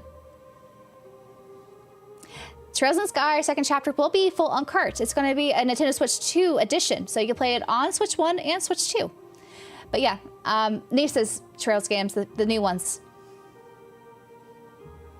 I think the last Trails game we won't be able to get on PS5, because those are supposed to come out in 2030 something. Sega only did one proper physical. That's true. They did that for a Sonic game? I forget which one, but they did do that. I don't know if they were testing the water with that, and if they decided, well, the sales were not good enough, so we're not doing them anymore. I don't know. I understand some games are too big to fit on a normal cart, but games less than 10 gigabytes, I don't think it makes sense either. It's just, they want to really milk on those margins. If Xbox supports physical next gen, would I switch to their ecosystem? That is a good question, Troll. I would heavily consider it, because there are some games on Xbox I would like to play. I've always wanted to play Lost Odyssey, which I don't think they're going to do it, though. I don't see that as part of their plan unless they really pivot. But if Xbox did do it, and the other reason I have issues with the Series X, not only just because a lot of their games are not on the actual disc, but because you have to sign into your Microsoft account, so you have to do some online verification before you start your console up. I get pause to that, but I can maybe look past that if they will have, true physicals. Honestly, I would switch. The issue, though, with Xbox is that they don't have a lot of the games I play. They don't have any Trails games on there, which is sad. But maybe, if Xbox gets embraced by Japan, maybe all of my JRPGs will go on there, outside of Sega and Atlas. Maybe in, I guess, Final Fantasy. We'll see. We'll see. But if the new Xbox has a physical disc player, have full-on disc games, but doesn't Xbox have to print through Sony, though, the Blu-ray discs? Am I mistaken there? I thought that was the case, but that's kind of why Xbox doesn't really do true physicals, because they have to go through Sony. So unfortunately, I think there's just a future that won't happen. Unless Sony, they allow someone else to do the whole disc distribution, just if they sell it off, you know, sell off those rights. I just don't know. No, moreover, every Xbox disc has a unique ID. Yeah, I don't have much faith in Xbox either. Like, they had some interesting things, but then all those layoffs of... What is it? They're doing how many layoffs next week? And I'm happy Double Fine seems like they're going to be independent now. So Psychonauts, hopefully, will survive. We'll have a Psychonauts 3. No, yeah, I don't see Project Helix having a disk drive either. 3,600 total. Half done today. Ah. Everyone's laying off so many jobs in the games industry. Who's going to make games? You know, if they continue this rate of layoffs, who's going to make the games? There is a Blu-ray group which they aren't part of, so they have to pay a license, but I think other manufacturers can. Yeah, I don't know.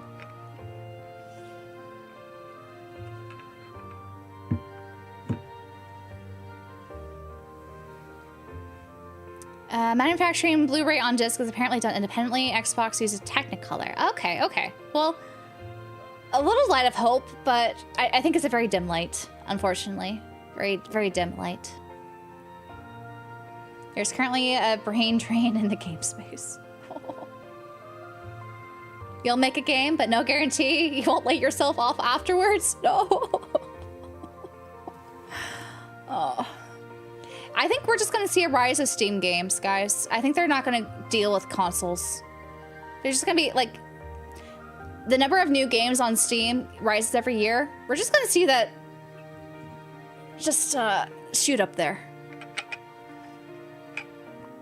I think there's going to be, yes, a lot more AI to make games as well. That's also part of the layoff strategy. You fear for Steam the day Gabe retires. He'll have to choose wisely, right? Choose wisely. Who's next? But yeah, I think just... we're at an awful time in gaming right now. There's some, of course, like, I think amazing games to look forward to in the next couple of years that I think a lot of us are excited for. After that, though, it's a big question mark, isn't it? Big question mark. What are we looking forward to? Have I seen how to put games on CDs? I've not, but I've heard of it. You could burn, yeah. To get, CD-ROMs only hold so much of a Steam game, though, right? I forget what the capacity of a CD-ROM is. I know Serenity Forge was making a CD-ROM game, printing one of those. It's for I'm blanking. Troll Tower something. I forget. But it's very limited, yeah, to the amount of space on a CD-ROM, unfortunately. I know for Steam, though, or GOG, you could put a DRM-free version on a USB stick. You know, one thing I think would be cool would be to have fancy USB sticks as the new digital for PC.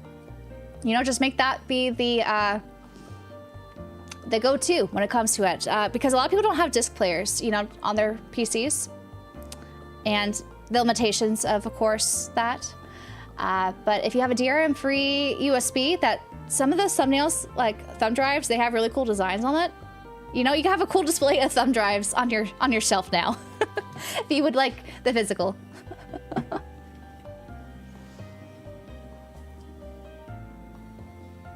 I hope the new Stellar Blade comes out next year.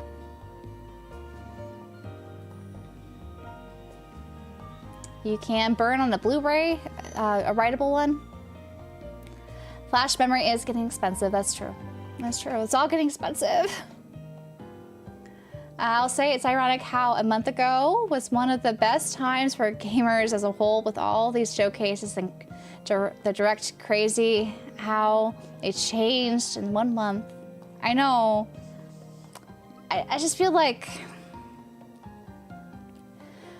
we're feeling the whole pendulum swings right now. The major pendulum swings are happening right now.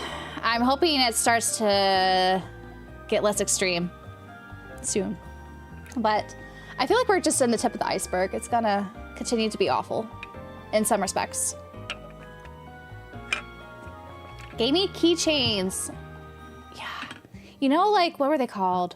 You know those hit clips that they had back in the 90s and early 2000s? Have some hit clips games. I would be in for it. You know, if we have, what else I would like is, right now we don't really have dedicated handhelds anymore. It's all play your big games on a handheld. But if we had a rise of dedicated handhelds, I would be for that. I would be for that. With like actual like little carts or mini discs. Okay, the EMD disc was not that great, but little carts to go in a dedicated handheld with games that are meant to be played handheld. But I guess you could up-res to like a larger screen if you wanted. I'd be for that.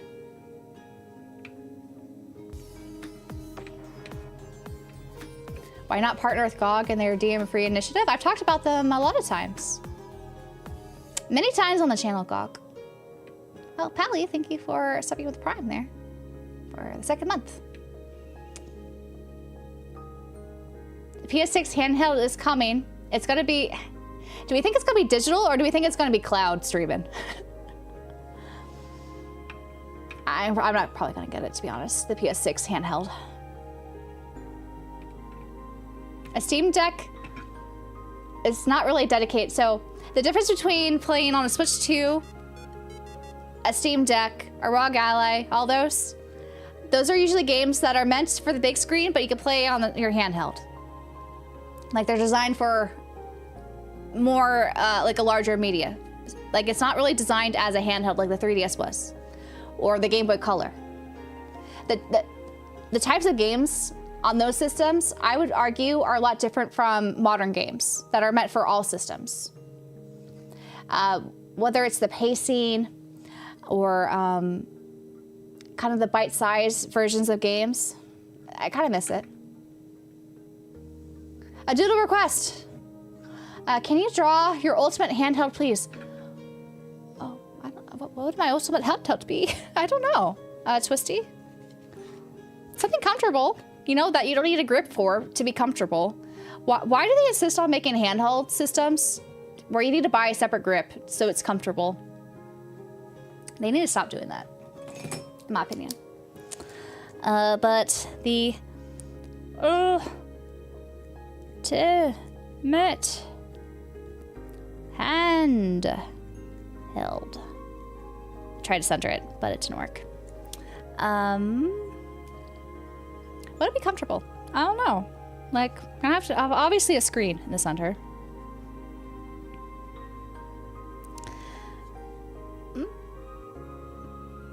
It should look cool. I think it should look cool. I think it should have something ergonomic. Yeah. I feel like I'm just gonna start drawing something that's already exists. I'm not creative with what a handheld should look like. An innovative new handheld. 3 screens? Who could hold that up? The sake of Game Gear. You bought the MOBA pad for your Switch 2 and it's awesome. 2 analogs preferable. No D-pad? But D-pad in the handheld's always good. I think it's a must too.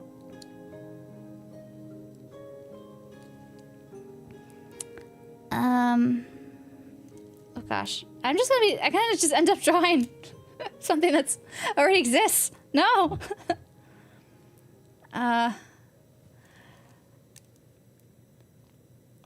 Like, I like how, you know, I like how the 3DS and the DS systems had the dual screens and then the touch screen. Like, in the touchpad with the stylus. Like, I don't think that's going to be a feasible sort of thing in the future to make in a new system. It's so hard to design, like, new hardware, isn't it? With, like, something innovative that doesn't exist already.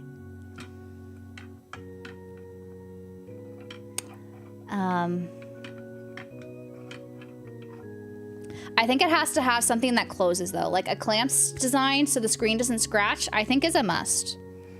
So instead of, you know, like a sliding one would be cool. Like the PSP Go, didn't that slide? I didn't have one. Have I seen the Iron Thor DS? I've seen them. I've not played one. I've seen them though. They're expensive. Those like Iron Thors or like all those like Chinese handheld devices, they're so expensive. Given prices nowadays. So pricey. I'm sorry, I'm trying to think of how to design this so it's unique. I just can't help but think of the handhelds I played. Because my first ever handheld was the Game Boy Color, and then I had a Game Boy Advance, and then I skipped over the PSP, so I'm more familiar with the Vita. I would like a Vita form factor, but with like a clamshell design. Let me do that. I like the Vita. The Vita has, I think, the best form factor. So I'm gonna make a Vita, but with a clamshell design. I'm stealing from Sony here, I guess. And then I'm gonna have it parallel sticks because that's what the Vita had. Wait. Trying to think.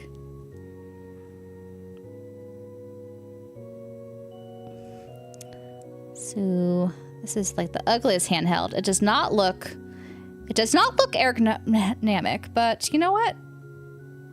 That's okay. Oh, it's also off-centered, but that is okay. That is okay.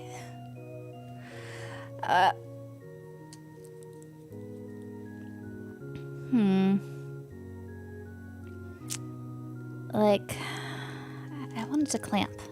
A little cover. And then it could have like a secondary screen. Maybe it could have like a little secondary screen. I like the secondary screen because I like the 3DS. But it closes. It has a little hinge. It'll close. And then it has little grippies here, so it's supposed to be ergonomic, but I don't know if it really is. As I draw this. The ultimate dual screen clamp shell D-pad plus analog sticks. My seal of approval. Today is July 7th? 26. that is it. It looks too big. I wanted to picture this, but something smaller. I don't want it to be too big. I just can't draw it, so it looks small. I tried. Where'd my box go? Oh, here it is. Our box of Post-it note drawings. It gets added. A bigger screen. It can't be too big. Otherwise, it's not really comfortable to hold in hand without having a pillow buddy to hold it up. Of course, mine will have special editions, though, with really cool designs. It's not going to be some sort of generic thing. It looks like a Wii U with a DS top screen. There you go. I don't know. How was Anime Expo? It was fun. I picked up this t-shirt and other things. What do I name it? Oh, it needs a name. The Orbital Machine, of course. It has to be the Orbital Machine. Not Steam Machine, an Orbital Machine. I don't know. Or I could just call it an Orbment for short. Orbment for short. My alpha handwriting. There you go. How much storage? It doesn't need to rely on a ton of storage because there's going to be true physicals for it. Orb Station. Requires quartz to run. Yes. My sketching skills have upgraded. Thank you. I don't know if I agree, but thank you. Our machine is a 10-inch screen. How could you handheld that? How do you handheld a 10-inch screen? Oh, closest to that is an Ion Odin 2 Mini Vita based. Do they have a clamshell? You gotta protect those screens. Logo. What was it? Logo could be an ornament. Yeah, yeah. You know the buttons? They're like quartz. The buttons will look like quartz. They'll be pretty. I'll make it pretty. Analog Pocket's absolutely beautiful screen, but overpriced? Yeah, it is. Especially now. I got it when it was cheaper. It's nice though. The Orb Cube. Orb Nintendo Station.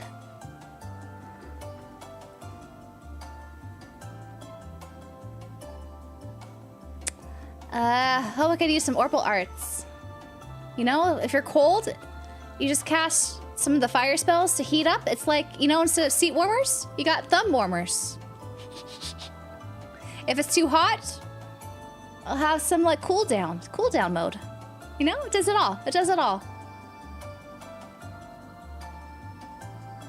You were tempted to get the Iron Thor last year, but the price is outrageous. They made it worse and more expensive with the whole memory shortage.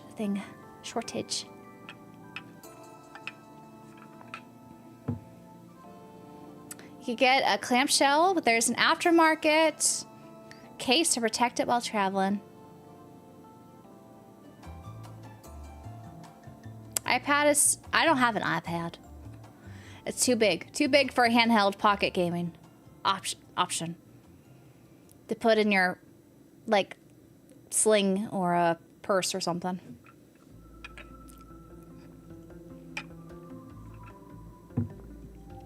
Nintendo's about to sue me for leaking the design of their next console.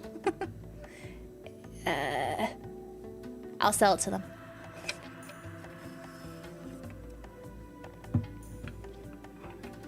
Orb device comes with free online. Yes. Just connect to your Wi-Fi. That's all you need. We'll have the best Orbal network for you, free of charge.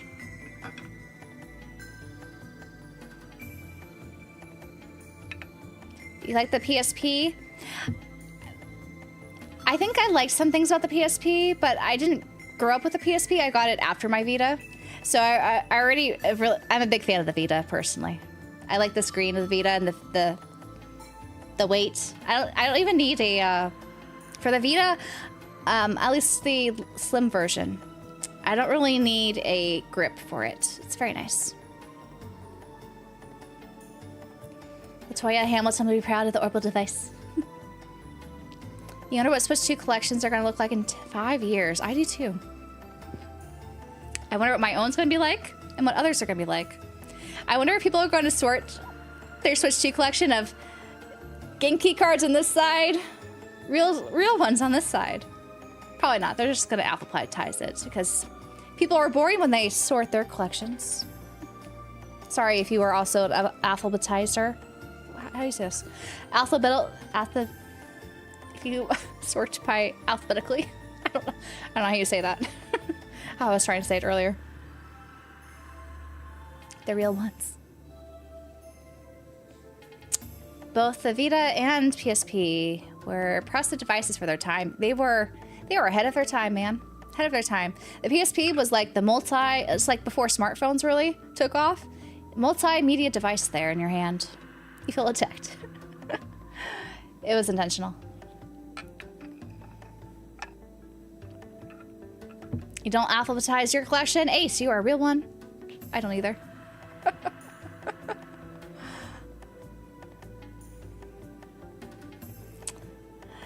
The Sony was awful with the Vita too, with the proprietary memory cards,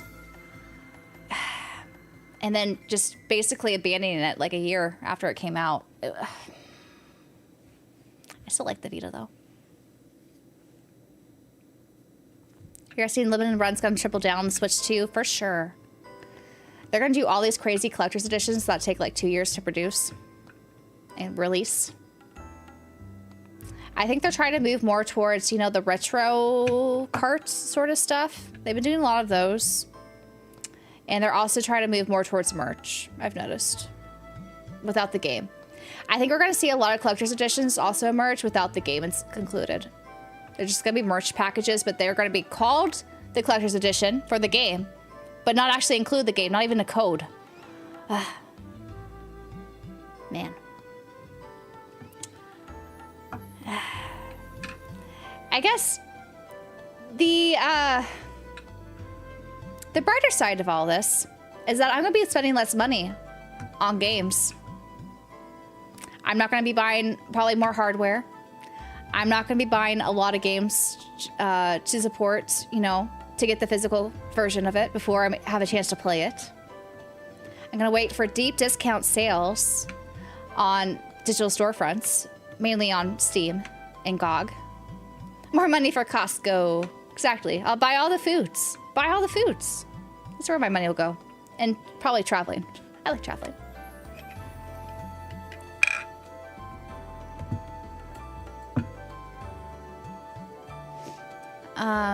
But yeah, that's the brighter side of this. Sony's gonna regret their little blog post they made last week. I truly believe they're gonna regret it. Unless they really think they just want to cater towards that one market of types of players who are not they're not distorting of prices or how they get their games. Shared family account will pick up that slack. Exactly. Do you know when I inherited? I'm calling this inheriting my Steam family library. I got like 800 games in there. It's ridiculous. I contributed some now that I've been playing more games on PC, but there are a lot of games I've not played on there. Some I will never play probably because they're not my type of game, but still, a lot of games on there. Changing market conditions. They always like to say that, don't they? An excuse for everything. First, they always use the COVID excuse. Oh, it's COVID. That's why it's all like this now. No, now it's just changing marketing conditions. And also just lying that this is what consumers want when we don't.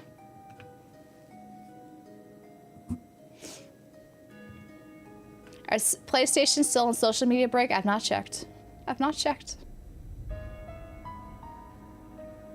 I quite like the Pixel Remaster. I've only played Final Fantasy VI Pixel Remaster, and it was very charming. I quite enjoyed it. I recommend it. Sony will rue the day. Exactly. In the 2030s, will be the decade of backlog conquering. Yeah. Shared custody of Steam games. Yes.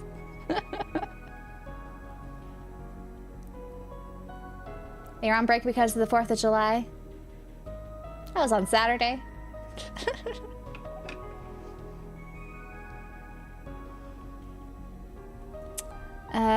There's also plenty of Sony headquarters that are not located in the US.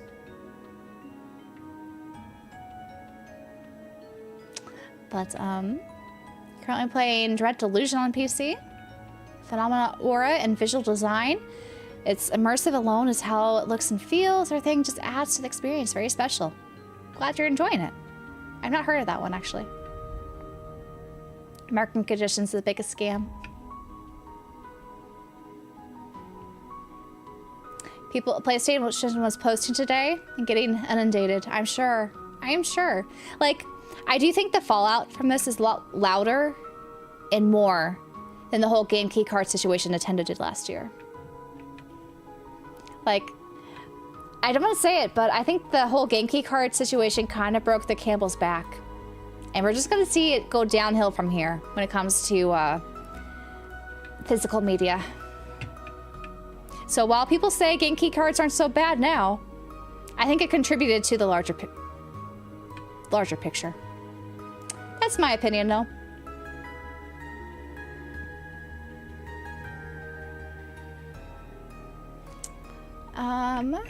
But also, it's not just game key cards from Nintendo, it's just that's kind of what made it okay.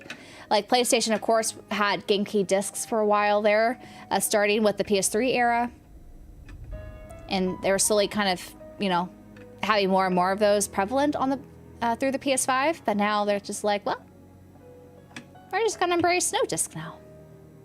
After seeing the whole GameCube card thing and how successful that was for Nintendo.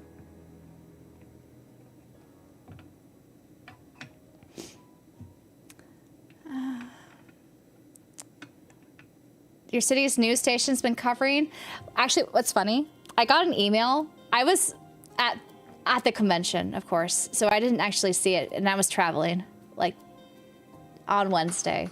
I think somewhere there was like a local Fox news station like emailed me asking me to like interview me for their local news channel about the situation. I, of course, was traveling, so I couldn't do it, but I thought it was kind of funny. But yeah, I think it's been getting much more buzz. I think it was like a local news station in Florida. Like they had like an hour window where they wanted me to go on Zoom. I'm like, I am on a train. I cannot do this. I'm sorry. Also, it is 7 in the morning. I cannot do this.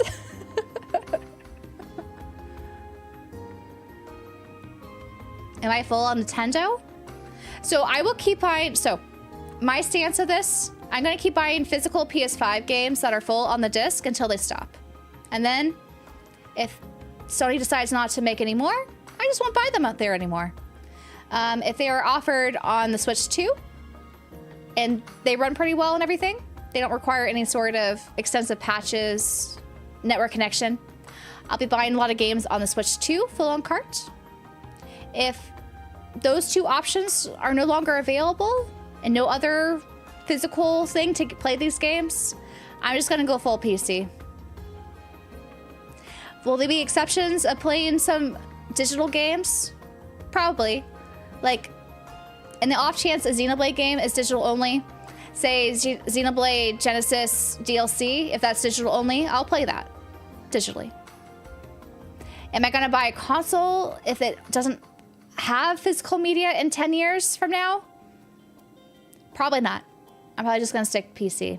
And if I miss out on some of my favorite franchises because of that, so be it. So be it.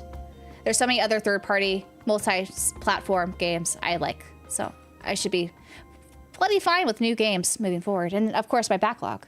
Plenty of games. So it's not really Fox wanted to interview me. A Fox local news station wanted to interview me. So a distinction. A distinction.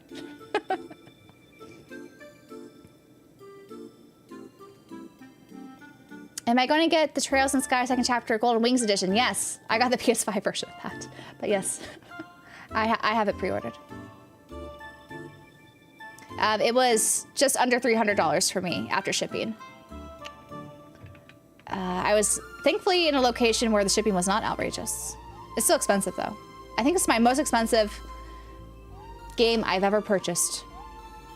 But you know, Trails in Sky second chapter, the original was one of my favorite games of all time. I'm sure the remake's gonna be one of my favorite, like, top 3 games of ever. I am calling it now. Gonna be a top 3 favorite game ever for me. Trails in Sky second chapter. So I spent the money. I hope it looks good. I was really hoping Gung Ho would have the Golden Wings edition on display at Anime Expo, but unfortunately that was not the case. If they go to PAX West, maybe they'll have it there. If they do, I will report. I'll let you know if it looks good or not. Because I think you can still pre-order it, technically. I think it's still like an open pre-order right now. The Steelbook is not, but the Golden Wings edition is.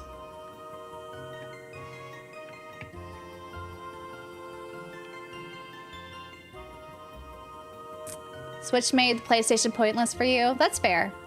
That's fair. I prefer buying physical games on PS5 than Switch 2 at the moment because it just usually runs better. It looks better. But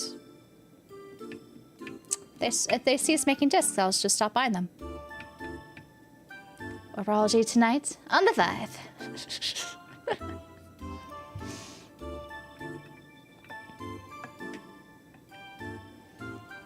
Maybe one day we'll get the Trails Collector's Edition. I have a feeling Kai 2 will be next year? I don't know. I'm still contemplating whether to get the Crossbell Duology PS5 Collector's Edition from Nisa. It's pricey. I already own them. Not just on Switch, but also on PS4. Do I buy this do I buy the Crossbell games a third time? Because I'm sure those are going to get remakes. I don't know. I don't know. I've not done it yet.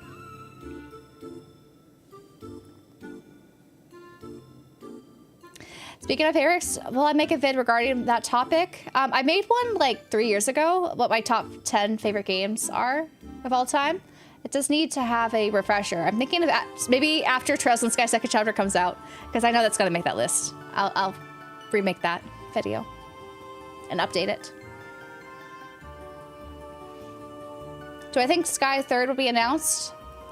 I could see that, you know, just like how Sky 2nd chapter was announced at the end of 1st chapter after you beat it.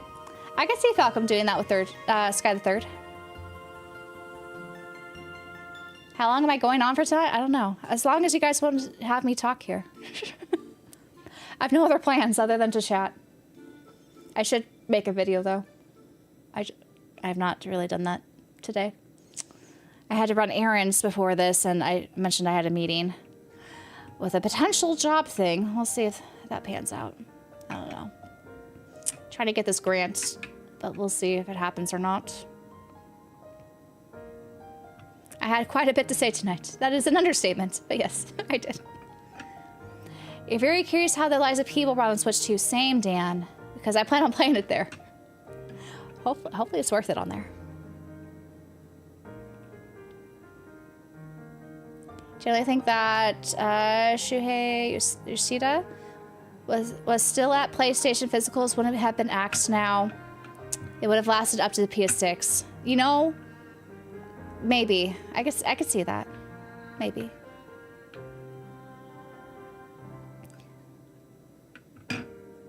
I looked like I was in pain at the thought of Switch 2 being the only physical. I like variety. I like options. I don't want just one system as the only physical machine. I think it's sad. He says going to be releasing Nyota. You think PS5, Switch 2 next year? Yeah, I don't know. I don't know how well the Nyota sales did. Because I know that that collector's edition was up on their store for a long time. So they may not necessarily release that. They could, but I'm not sure. A chop with Sony? No. I don't think going into the gaming industry is a good idea right now. I've not posted my schedule. No, I was gonna do that after maybe the stream today, or we will just, you know, my schedule is the same as what it's on Twitch right now. It's the same time, so maybe they'll just be surprise schedules this week. You won't know what game I'll be playing until I post a video on. Or a schedule on YouTube. Have I seen the Monoko statue? It's licensed for Exhibition 33? Yeah, I've seen that one.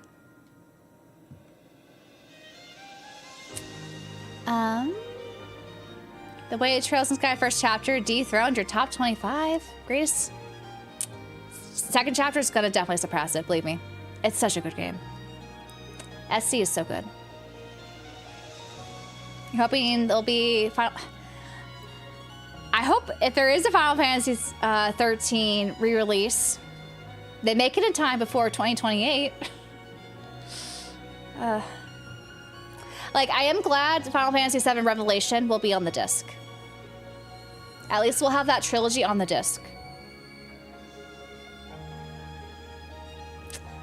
There's gonna be so many other incomplete series though on the PS5. It makes me sad. Just vibing, yeah. Is Kingdom Hearts gonna be out before 2028? Maybe. Like, I really hope they are able to make that like holiday 2027. If they do that, then yes. If they can't do that, then it's hard to say. Because I don't know if it's going to be holiday 2027. Like, Revelation's coming out earlier in the year, next year. So that leaves holiday 2027. So I think there's a possibility. I'm just still sad that the PS5 collection's all on the disc. Is Sky the Third going to come out next year?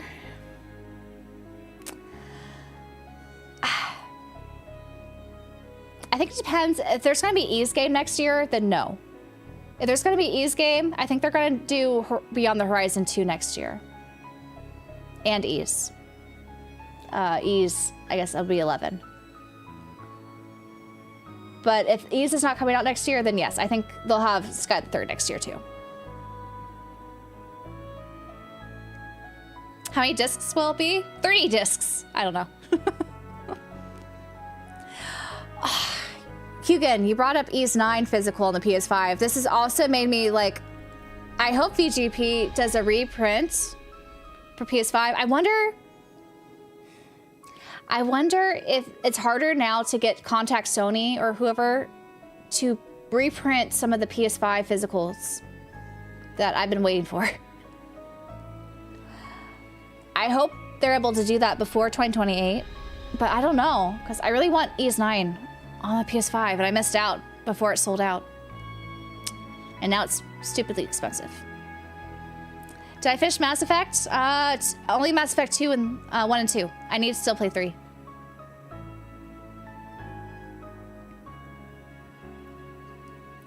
Utuare Ramono has ended. That's true. That also didn't get a physical release. I know that's PC only. I think some people were pleased with how it ended, though, right? I need to play those. I have them all except the last one. Oh, and Monochrome Mobius. I don't have that one either. I need to pick that up. I wonder if places like VGP is just going to do a huge, like, reprint thing. We're going to have so many games reprinted before 2028. I don't know, though.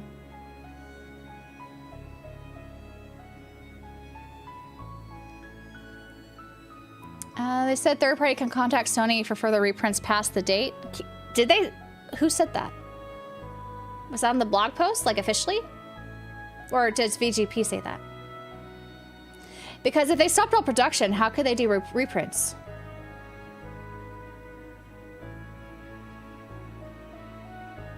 There's a recent update to message Sony to publishers that any game released prior to 2028 could still be reprinted. Okay, so Sony has said that. Well, at least that's good. I was worried. I was concerned about the reprint market, to be honest. At least that's a silver lining. They say that though. Like, I don't know. Is it going to be more expensive to reprint it? Is it going to be difficult to reprint it? How many hoops do you jump through? Hopefully it's easy.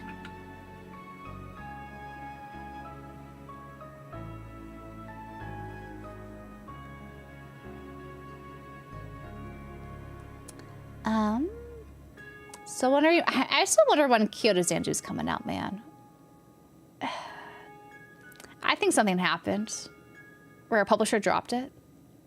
And now they're trying to scramble who to get because I still don't know why Falcom spent so much money to have Kyoto Zanju in a Nintendo Direct, English Nintendo Direct, and not to have anything show for it. I'm just concerned they're going to self-publish it and use AI translations, but we'll see. We'll see.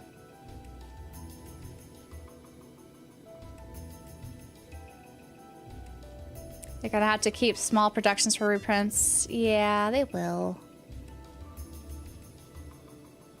They're keeping a manufacturing line open for reprints after 28. I wonder how long they're going to keep the reprints open. Like for another year? I feel like I need more information. But at least it looks like there's something happening. So that's good, at least.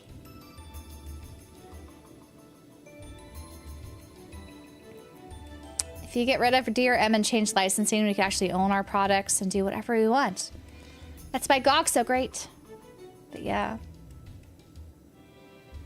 We need a new Adol figure. You know what? I would love a 10 figure of Adol and Karja. I don't know if I have room for another Adel, though. I have Adel there. Donna there. I really want a Karja figure, though. She's so good. Karja is like one of my favorite characters in Ys now. She's so cool.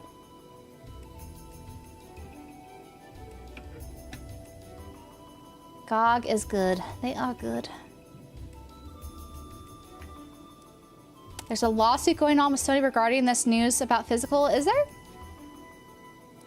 I wouldn't be surprised. You know, some of those companies that rely on them printing physical media, that's like part of their business model.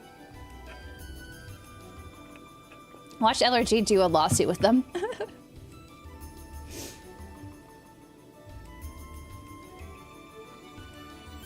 Karja is great. Left a great impression. She's just so cool, man. Karja, I want Karja to come back. She's so cool. Good old games for the win. But, yeah. Oh, the Concord guy is doing the lawsuit. Interesting. Interesting.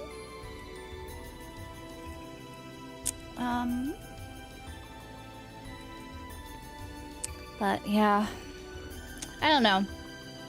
How many of you guys, I wish I could do like a poll for like both of you guys at once on Twitch and YouTube.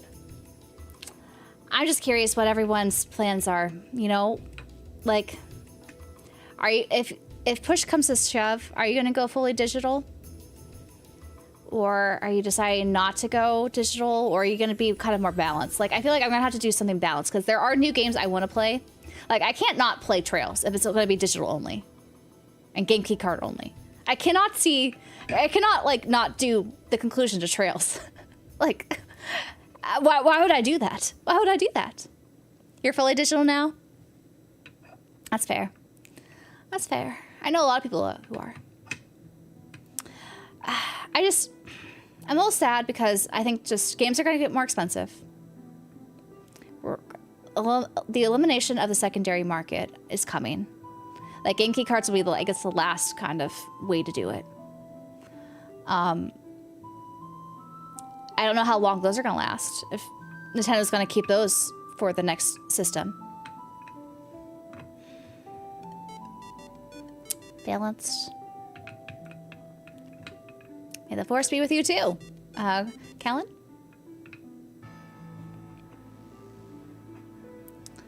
You're gonna play some digital, play games you want. Yeah, I just see myself just being more selective. You know, over time, our time is so finite. There's only so many games we could play. I'm just gonna be more and more picky with what games I pick up. And unfortunately, that's just going to leave, I think, a lot of people not being funded, you know? Like, their games just won't be sold. And it's gonna be very hard. I think it's a lot of studios are gonna close.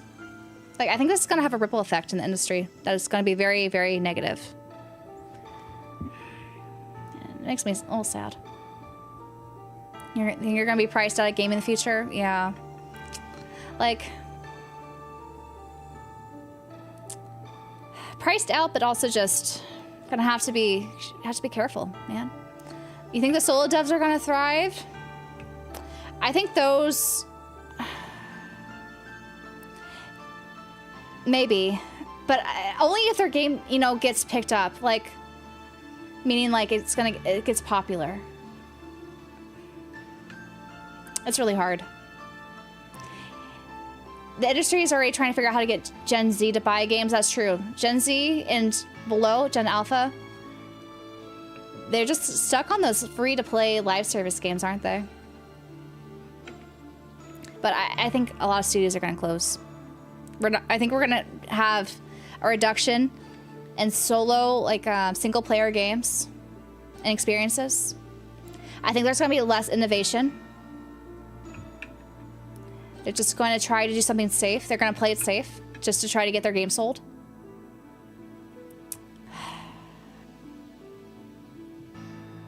It's going to be, I think, a trying next 10 years. Yeah.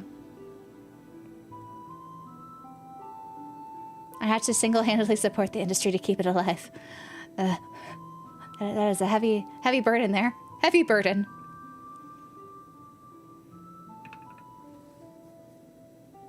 You think the JRPG genre will be thriving in the next 15 to 20 years?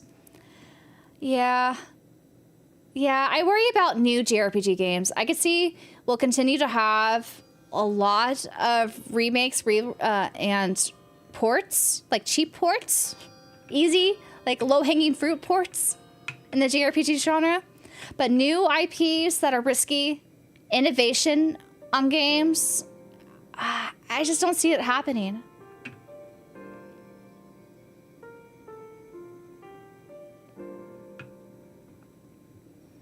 JRPGs are much more popular now than they ever been. I agree. We are still considered a niche genre, though. It's still considered a bit of a niche genre. But definitely, there are some breakthrough hits. Like Persona 5, breakthrough. Final Fantasy 7, breakthrough. Can be done with gaming going forward? Is it done with new games? Hopefully you can play some of the older ones, though. A backlog is very plentiful. Very true. You want more turn-based games.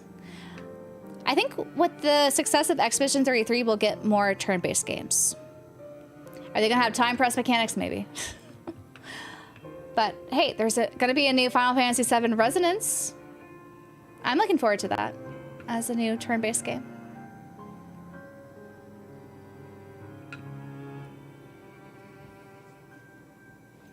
But yeah. Tales of Arise, another breakthrough, although not as big as Final Fantasy 7 Remake and Persona 5. Tales of Arise was really big for Tales for community, for sure.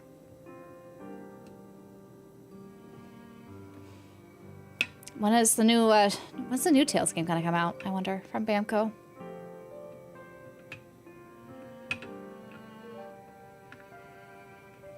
I think Resonance looks great.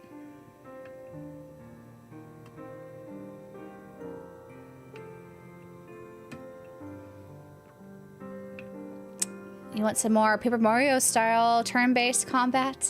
Like Expedition 33? Yeah.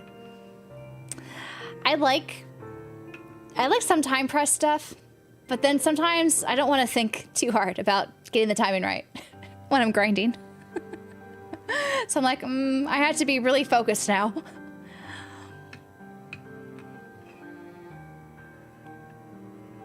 Where's Tales of Abyss? I think it's coming. Where's Exilia 2? They said that's coming out. But then now we have Eternia. I'm looking forward to Tales of Eternia. I've never played it. It looks good though. There are a ton of Paper Mario indie games, like in the style of Paper Mario. There are a ton of those. That's true. I feel like that's getting that resurgence now. Both the look and the combat.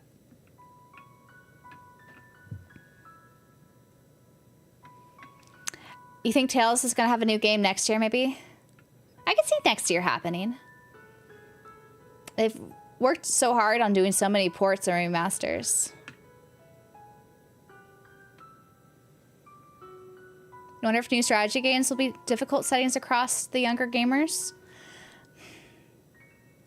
I don't know what the demographic for Fire Emblem Three Houses was. That seemed to reach a lot more people in the strategy genre. And I think they're trying to they're hoping that that's going to happen again with Fortune's Weave. That's also why that's now an $80 physical game. I'm still questioning that price point for Fire Emblem Fortune's Weave. I unfortunately think the sales are not going to be as good on that as it could have been because of the price point. And also competition of other games coming out the same day. The same day. And also the same month. But I worry a little bit about Fortune's Wave, to be honest. Because I'm not sure when I'm playing it.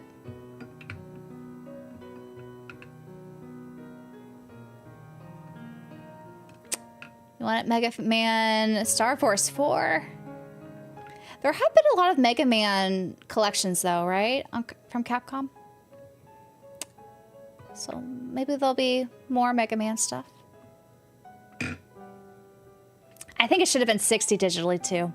Like, if they need to price a physical $10 more, fine. Though they're totally lying saying that they're trying to make digital games cheaper. No, it's not that. It's not that direction. You're making physical games more expensive. But I know some people try to insist that is not the case, but no.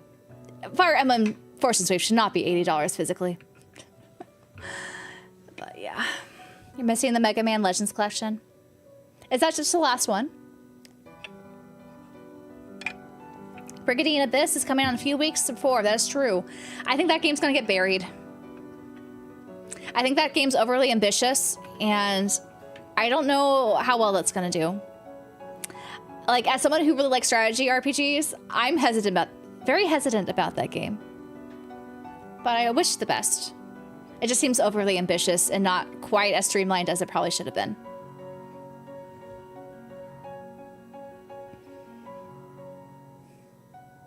Fire Emblem's going to have a ton of content, yes. However, I just don't think it's going to do that well sales-wise, at least initially, unless it gets a lot of hype online and people saying, "Oh my gosh, the story is amazing! You have to play this." If it gets that hype generation, then I think it'll do very well sales-wise, like Three Houses did. But if it doesn't get as much buzz, I don't know if it's going to do as well as they're hoping.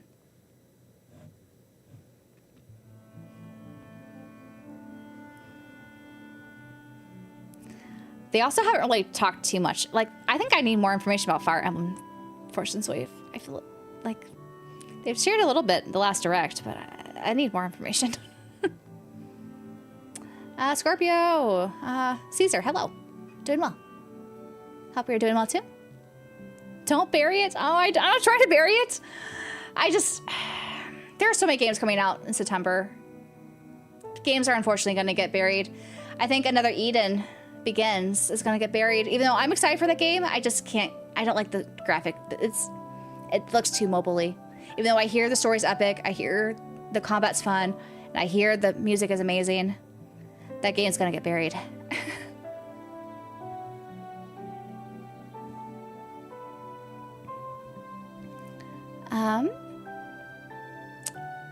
Are we going back and forth about Final Fantasy VII Remake? About what?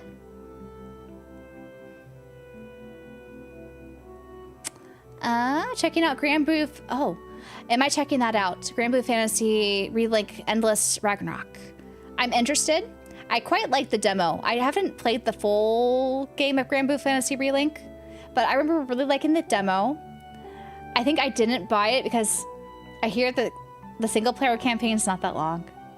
And the story, you kind of have to be familiar with the characters to, I think, fully enjoy it. So I was waiting for like a deep discount sale, and then they announced this. So I was like, okay, well, I might wait for a fully discounted sale.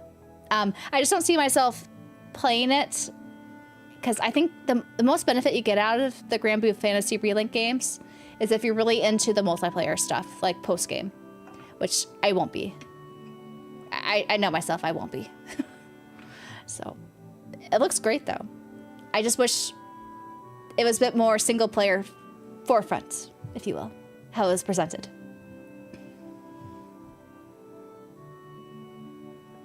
When is Stellar Blade port dropping? No idea.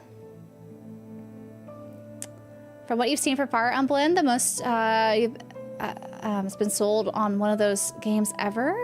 One of the form factors triggering it is a Switch 2 3 weeks ago. Yeah, I think Force and Swift is going to be fun. Don't get me wrong. I worry a bit about how they're positioning the game right now. I think it needs a bit more marketing for it to have a wider appeal to the Nintendo audience. And also the JRPG audience.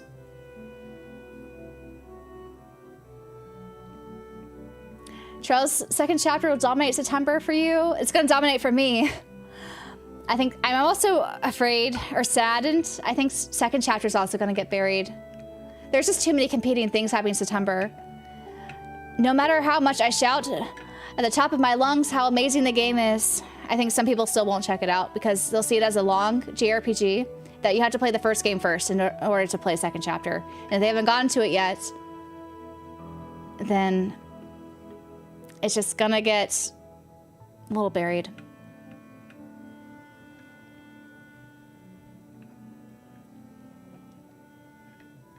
It's not confirmed, but implied by Denora. Nomura that he wanted to make more remakes in the Final Fantasy VII universe. Maybe Ever Crisis? I could see Ever Crisis. You know, Square Enix has been taking a lot of their mobile games and making them into single-player games. I could see Ever Crisis being the next one.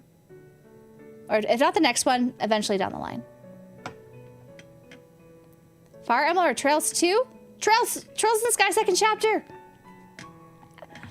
I was saying at the beginning of the stream how it's Trails in the Sky second SC. So the original game that I played on the Vita, it's the Evolution version. One of my favorite games of all time. Top 5 easily. Second chapter remake is going to be top 3 easily for me, I think. Of my favorite games of all time. So, unfortunately, Fire Emblem Fortune's Weave will cannot compete with that. I wasn't the biggest fan of Three Houses. It's not my favorite Fire Emblem game. So, I don't know when I'll get to Fortune's Weave. I pre-ordered the collector's edition, but I don't know when I'll get to it. Many people choose Fire Emblem, unfortunately. If they're Nintendo system, if they're Nintendo fans, yes, they will. Sadly.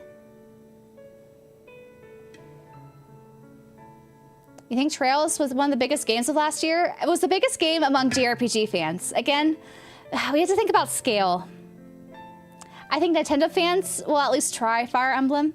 And so they have a little bit of a wider audience than Trails does. Even though Trails, I think, got more press than ever and got more sales than ever for first chapter, there's still a gap, unfortunately. Like, Falcom is not necessarily the go-to studio for a game experience from people who don't play JRPGs. It's not like Atlas. It's not like Square Enix. Even though I think their games are amazing, they're like my favorite studio. It's just the wider general public just don't really regard them in that manner, unfortunately. Near Reincarnation, I could totally see that becoming a full-blown single-player experience too. I hear the music and that's amazing. Like, some of the best music ever Square Enix has done. I hope I get back to Persona soon, of course. Sometime this week. I have to recover from the con. I was a little bit nervous I would be sick after the con, but thankfully it does not seem like I caught the con crud, despite all the bodies at Anime Expo. I had to shuffle by. I saw the Claude scale figure. I'm happy they're doing him, but I think he looks weird. He's my favorite. I like Claude a lot. He's my favorite character in Three Houses. I think they did a weird face on him and a weird pose and a weird outfit. I don't know. He looks weird to me. Unfortunately, I'm not going to get him. Maybe if I see him in a different angle, he looks off to me. And I feel sad because I like Claude. If I'm into strategy RPG, September's going to be rough. Oh, yes. There is a Star Wars one. I'm probably not playing it. But, yes, there is a Star Wars, like, XCOM game coming out. Vagrant Story, I think it has to happen, right? They're really pushing the Evilise Chronicles stuff. So, hopefully. It seems first chapter didn't get enough Metacritic. Yeah, the Metacritic reviews were not high in first chapter. That is another thing we had to take into consideration. So a lot of people just kind of, they didn't try it. They heard it was 80 hours. They're like, I don't want to play an 80 hours game that's not Final Fantasy or Persona. So I think people are just not going to play Trails, and it's sad because it's a wonderful, amazing game. You're a huge Nintendo fan. You'll choose Trails over Fire Emblem any day of the week. That's how you should do it, bros. You want to finish Dragon Quest 3 and 7 remakes before SC's out? You're not sure if it's going to happen? 7's actually kind of a short game. I don't know how long 3 is because I just didn't play Dragon Quest 3 HD2D. But 7's actually fairly short. You can get that under 40 hours. It took me longer because I narrated everyone with weird voices when I was streaming it.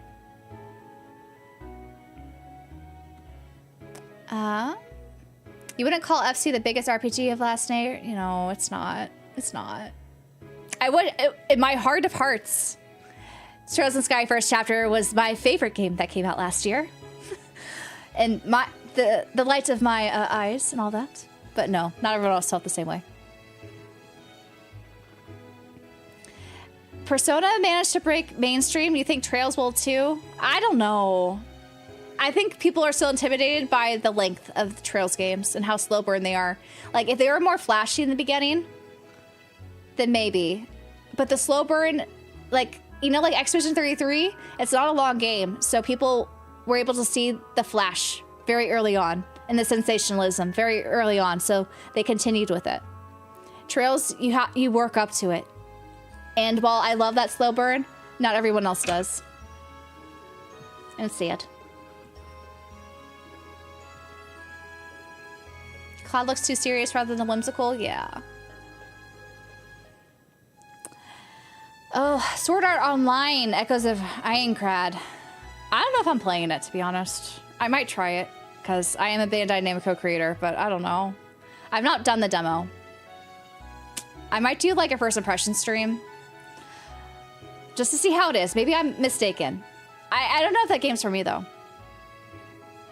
Trails is better than Grand Theft Auto. Yes. Fight me, too. Fight me.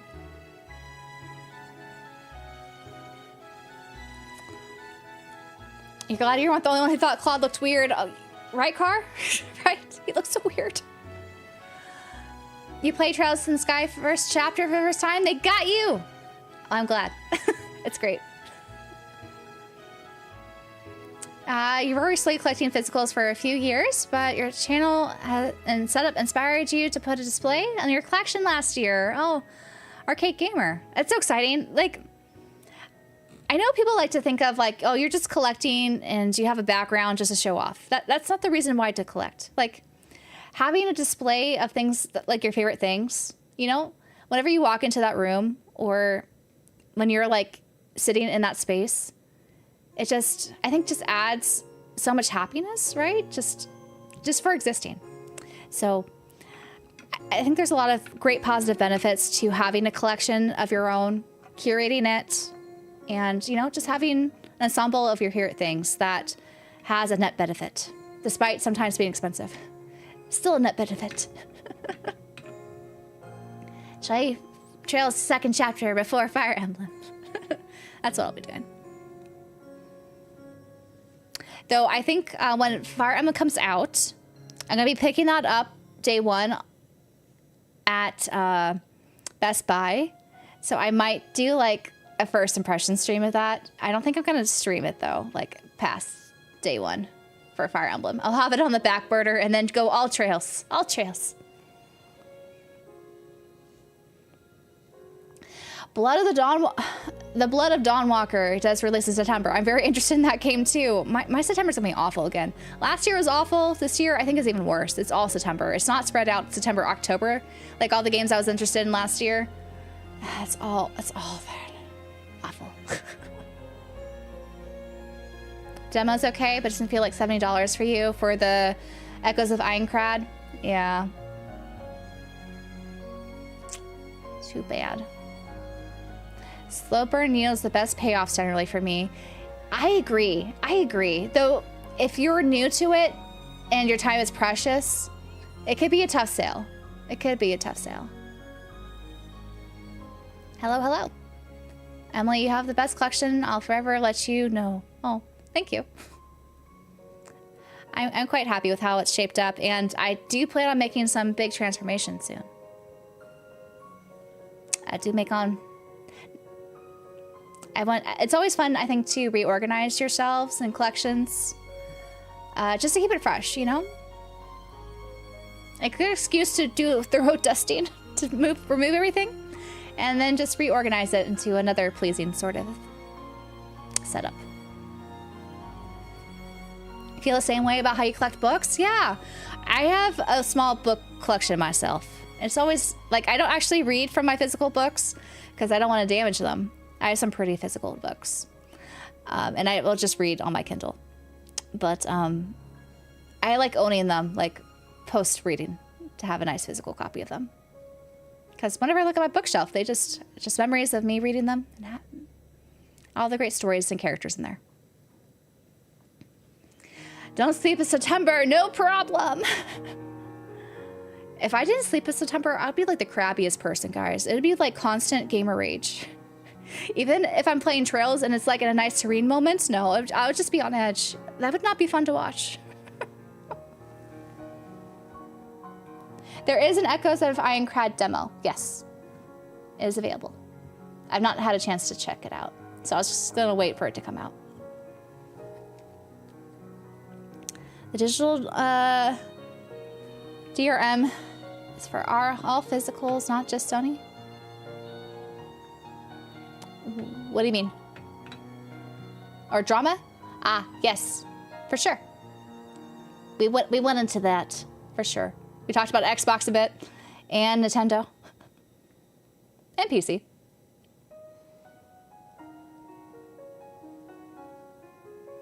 You're saving up for something important? Well, always save up for, you know, important things first, you know? A collection will always, you can always get a collection later. And you can always slowly build up to a collection. You don't have to go all in at once. I think the best collections are ones that you build slowly over time with funds that, you know, you can afford at the time. You don't want to go into debt for this. Don't put yourself in that position for sure. Can't wait for the PS6 physical shelf. Oh.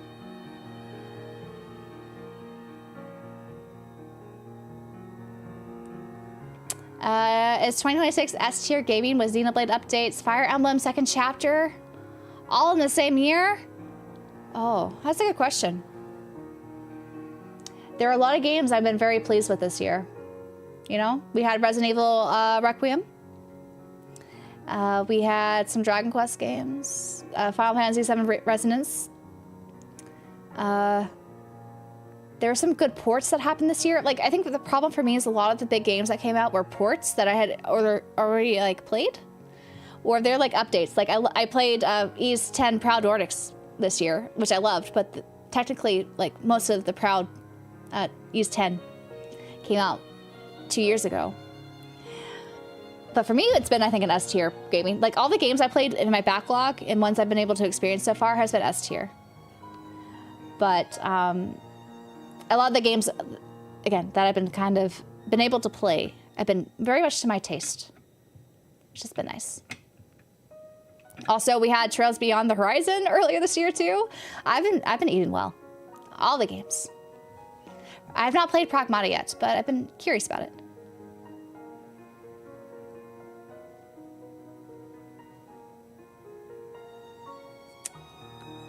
You really wish to retract just for PS4 or PS5 physicals. Yeah. I think there's a full cancellation of physical discs.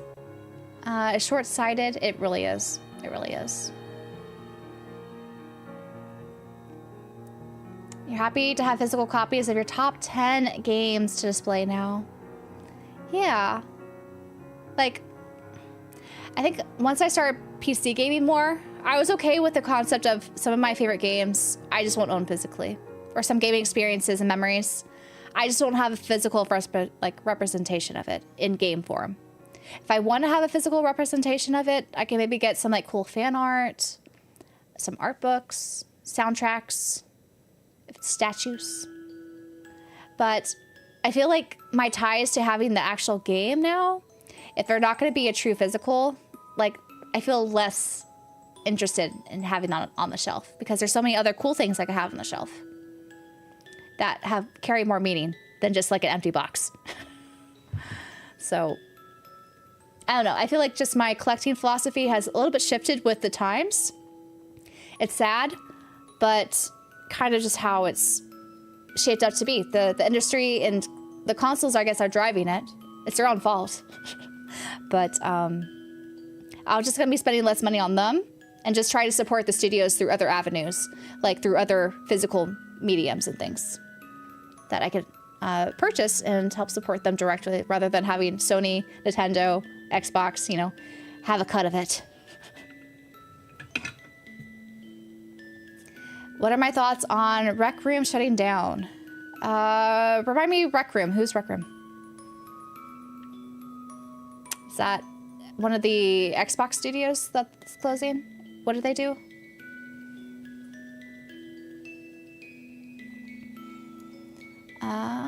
You focus on the backlog this year? Yeah. I've been playing a lot of backlogs. Like, I finally played Final Fantasy X for the first time this year. And I'm right now playing Persona 5 Royal for the first time. Like, there's a lot of great games I missed out on that, you know, will have multiple years for me to play and catch up to. So I don't think I'll ever be tired of gaming. I'm just gonna have to spend my time wisely and what new experiences I add to the fold of other great ones I want to experience that I already know are good. Do I have any game key cards? I do not. I do have a game key disc. I will own up to I have a game key disc. Where is it?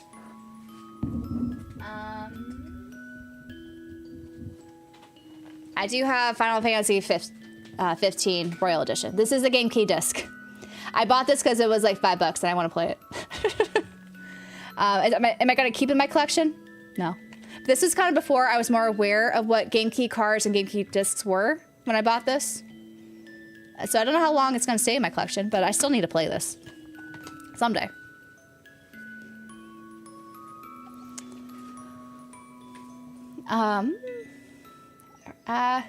Hello from Rotterdam, the Netherlands. Hello. You want to see Zidane and Vivi do after the game is over and continue their story? Final Fantasy needs a sequel that's not a remake. And then it's not 10-2.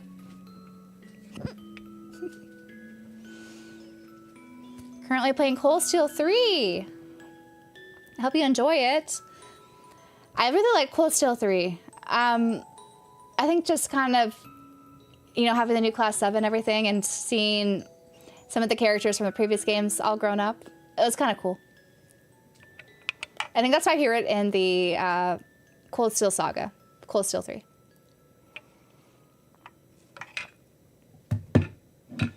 You think I'm definitely going to play the new sequel, Final Fantasy IX? I've not played the first Final Fantasy IX, so I need to play that one first. There's still a few Final Fantasy games I've not played that I should play. I need to play 1 through 5. I need to play 8, 9, 13, and 15. Those are the Final Fantasy games I still need to play. And I want to replay some games. Like I want to replay 12, because I only played the base 12 game. I'd like to play the Zodiac Age version. And I haven't played 10 too either. So another one to add to it.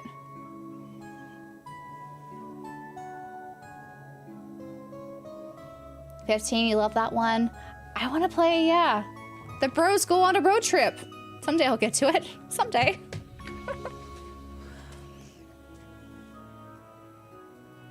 You're excited for Stranger Than Heaven next year? I am too. I'm looking forward to that. I've not played any RGG games, actually. They'll be my first. I think it's going to be, well, okay. I'm probably going to play Yakuza 0 before Stranger Than Heaven comes out, because that was one of my streaming. I have all these games that have been redeemed to stream. So Yakuza 0 is on the list. Sorry, it's freaking out. Stop freaking out, webcam. Stop it. The games are too powerful, I know. Anyways, I'm supposed to play Yakuza 0. I'll probably do that before Stranger Than Heaven comes out. So that'll be my potentially second RGG game. Final Fantasy IX is still your favorite. It's perfect. I want to play it. I have it on the Switch. I need to play it though. How am I liking Persona 5? I've been vibing with it. I'm like 30-ish hours in. I finished the second palace, about to enter or figure out what the third palace is. It's been fun though. I liked it a lot. It's been a week since I played it though, because I went to Anime Expo. But I'm excited to get back to it probably tomorrow. Yakuza 0 is one of your favorites of all time. I'm excited. Yeah. I feel like I would really like RGG games. It's just kind of like, you know how people think of Trails? It's intimidating with all the number of games, though I know what order to play them in. I just need to commit. I need to commit.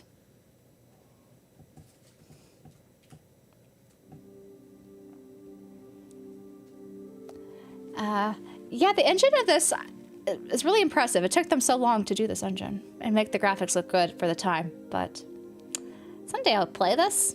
Someday. I gotta watch the movies and the anime to get ready. You think Final Fantasy 9 is better than 10? I like 10 a lot. 10 took me like 3 times to get into it though. But once I got into it, I got into it.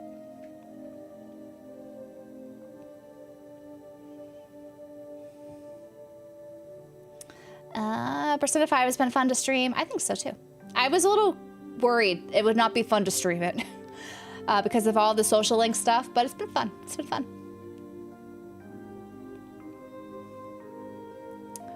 I'd love to see 15 that is rooted more with the versus 13 lore. I've been hearing people say that. I don't know what that means, but I would be curious about that too. Thank you for streaming Persona because you just got into it. Oh, nice. You said the same thing about Trails, but you're on Reverie now. I understand. I understand. Once you get hooked, you get hooked. Reverie's great though. I love Reverie. I hope you're enjoying Reverie. It's top 3 Trails game is Reverie? I don't know. It's either 3 or 4. Maybe 5 after a second chapter comes out. But still up there. I love all Trails games. You're playing 3 Persona 4 Golden? Nice, nice. I decided not to play Golden, even though I own Golden, like, 2 ways. Decided not to play Golden and wait for Revival. I think the Revival stuff I've seen so far looks really fun. I'm probably gonna play 3 Reload. I don't know. But September, I don't know if I'll have time to do 3 Reload. It would have been nice to play 3 Reload for Revival, though. I still need to, well, this is, of course, after finishing Persona 5 Royal. I still got like 100 hours to go, but should be fun. They love their Crossbell arc. It's one of my favorites, too. I wonder when they're going to remake it. I think they will in the next 5 years. We shall see, though. Reverie is the icing on the cake. It really is. It's, you know, like, there are some cool moments in Cold Steel 4, but I really liked how they wrapped up both the Crossbell and Cold Steel arcs in Reverie. And they added new stuff, like new characters and stuff that I loved. So many good things about Reverie. And that's like the best version of the pure turn-based system in Trails, in my opinion. I thought Reverie like refined all the systems. So fun to play. People are hoping that Kingdom Hearts 4 kind of gets like Versus 13. That would also fly over my head if I play it. Kingdom Hearts is another game I need to replay because I've only played like 4 of them, and I feel like to prepare for 4, I should replay the whole entire series and play the games I skipped over. You're playing SMT on a duck station right now? Haven't made it to Persona yet? You'll get there, I'm sure, eventually. Lots of games, though. Final Fantasy Versus 13 was the original concept for what is now Final Fantasy 15. Oh, really? Dragon Quest 12 probably won't be a real physical. Yeah, I don't see that coming out before January 2028. But maybe. Maybe. Sad. Sads. As someone that is very picky about remakes and how much I absolutely adore Persona 4, you're learning everything about Revival. Yeah. I'm really happy to see a lot of positive reception about Revival. Despite, I know some people were like, why do they change the voice actors? Or why is the character art not as good as Golden? When it comes to, you know, some of the, what do you call it? The portraits and stuff. But I think it looks really good.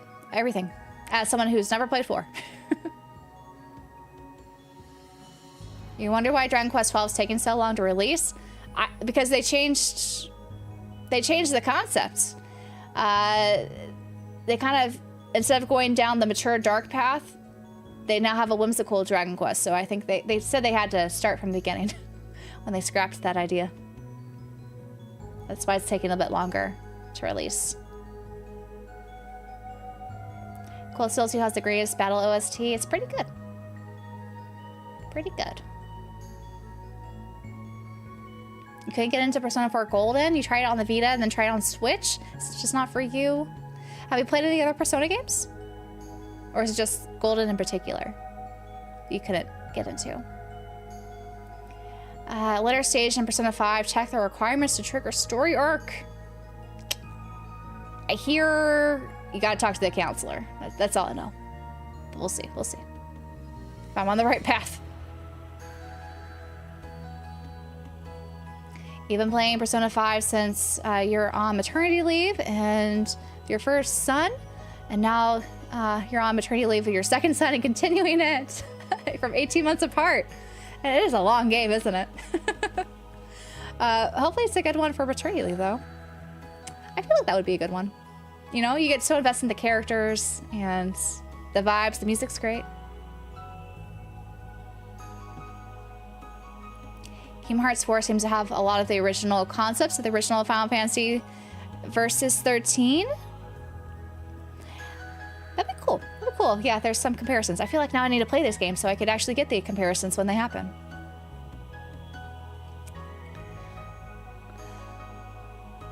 It seems like Persona 3 for 5 had a lot of opinions on favorites. You love Persona 4 and 5, but had a hard time with 3. Didn't connect with the story and characters as much. I hear 3 is very much slow to get into. But yeah, I'm curious if I have to get into it now. Because yeah, that one I hear is a little bit more controversial in some regards. Like, they don't have the FEMC, for example, in 3 Reload. And while they did, I think, bring it to the Persona 5 engine, there's still some, like, you know, what do you call it? I think there are some quality of life things that maybe should have been there or worked out a little bit more. It seems like Atlas is really putting a lot of time and effort into Persona 4 Revival Remake. Whereas the prior remakes that they've had in their franchises, they've put a little bit less effort into it. So hopefully it pays out in dividends for Persona 4 Royal. Persona 4 Revival? That one? And we'll continue to see really high quality remakes from them, because I think there's a lot of games that definitely should, like, they deserve a remake treatment that's done right. We need a Persona 2 remake like that one. Yeah. Persona 3 Reload's great so far for you, Stephen. That's good to hear. Been playing Atelier Ryza 1 DX for the Switch and been enjoying it. Almost beat it. Oh, that's exciting. I love Ryza. 2's my favorite. So if you get to 2 DX, I hope you really enjoy it. But I thought Atelier Ryza 1 really set the stage, I think, for modern Atelier games in a good way. You really want to get into Dragon Quest. You adore the art style, but you hear it's not overly accessible for someone who isn't deep into JRPGs? Oh, no. Dragon Quest, I think, is very accessible. It's like the first JRPG. I would recommend Dragon Quest 11. Is a great one to start with. That was my first Dragon Quest game. And if you've done any sort of turn-based like Pokemon, I think it's very palatable and easy to get into. Out of all of them, I think 7 is probably the easiest. So very much like if you've just come from Pokemon, you should maybe play Dragon Quest 7 Reimagined. It's very fun, whimsical. But 11, I think, is like the solid all-around, maybe the best way to start if you want to get a taste of what, you know, traditional turn-based Dragon Quest games are, but with some modern, modern aspects to it. But I've only played 4 Dragon Quest games so far myself. So 11, 7, and the 1 and 2 HD 2D remasters. Remakes. The 1 and 2 2D HD remakes. Those two require maybe a little bit more JRPG experience, especially the first one. It could be a little bit jarring, the first one, because you just have one party member and it's you don't get to see like your character at all. It's first person kind of like fighting turn-based. And it does get really, there's a huge difficulty spike at the end boss. But there are easier modes. Like, don't be afraid to, you know, drop down the difficulty mode if you want to. It doesn't, I think, really detract from the experience, especially if it's your first Dragon Quest game. So definitely recommend any of those, really. 2 is great, though. I love 2. HD 2D remake. So good. The story was great. I love the characters. They really added a lot of flavor to that original game that didn't have so much flavor before. And it looks beautiful. I like the HD 2D look. But yeah, Dragon Quest, so I've only just really started playing more Dragon Quest games within this past year, and I'm getting more into them. I'm really much looking forward to all the new Dragon Quest games. In December, I'm looking forward to Dragon Quest Monsters. So definitely if you've played Pokemon before, Dragon Quest Monsters is probably no-brainer of doing it like a monster taming RPG. That one looks really good. They showed, they keep kind of showing the trailer for that when I was at the Square Enix Cafe in LA this past weekend. And it looks really good. It looks really good. And then 12 looks interesting. I need to learn more about it. But I like how it's still kind of whimsical Dragon Quest-esque.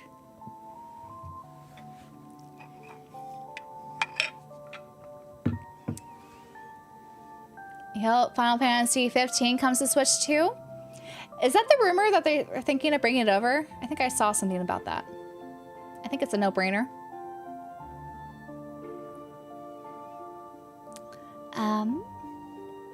Well, I get Persona 4 Collector's Edition, a normal version.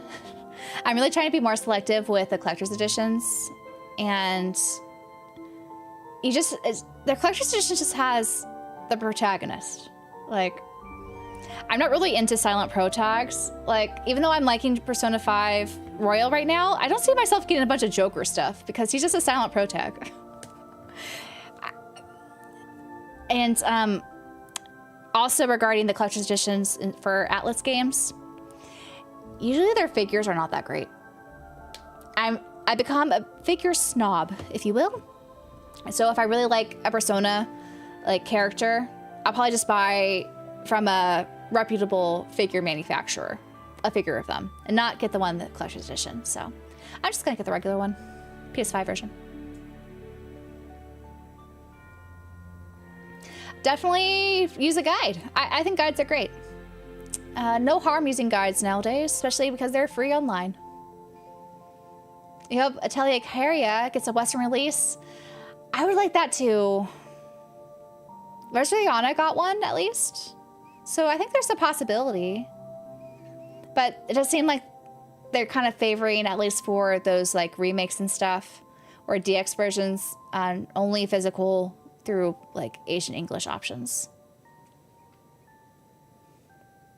Dragon Quest VIII has some of the best characters and voice actings.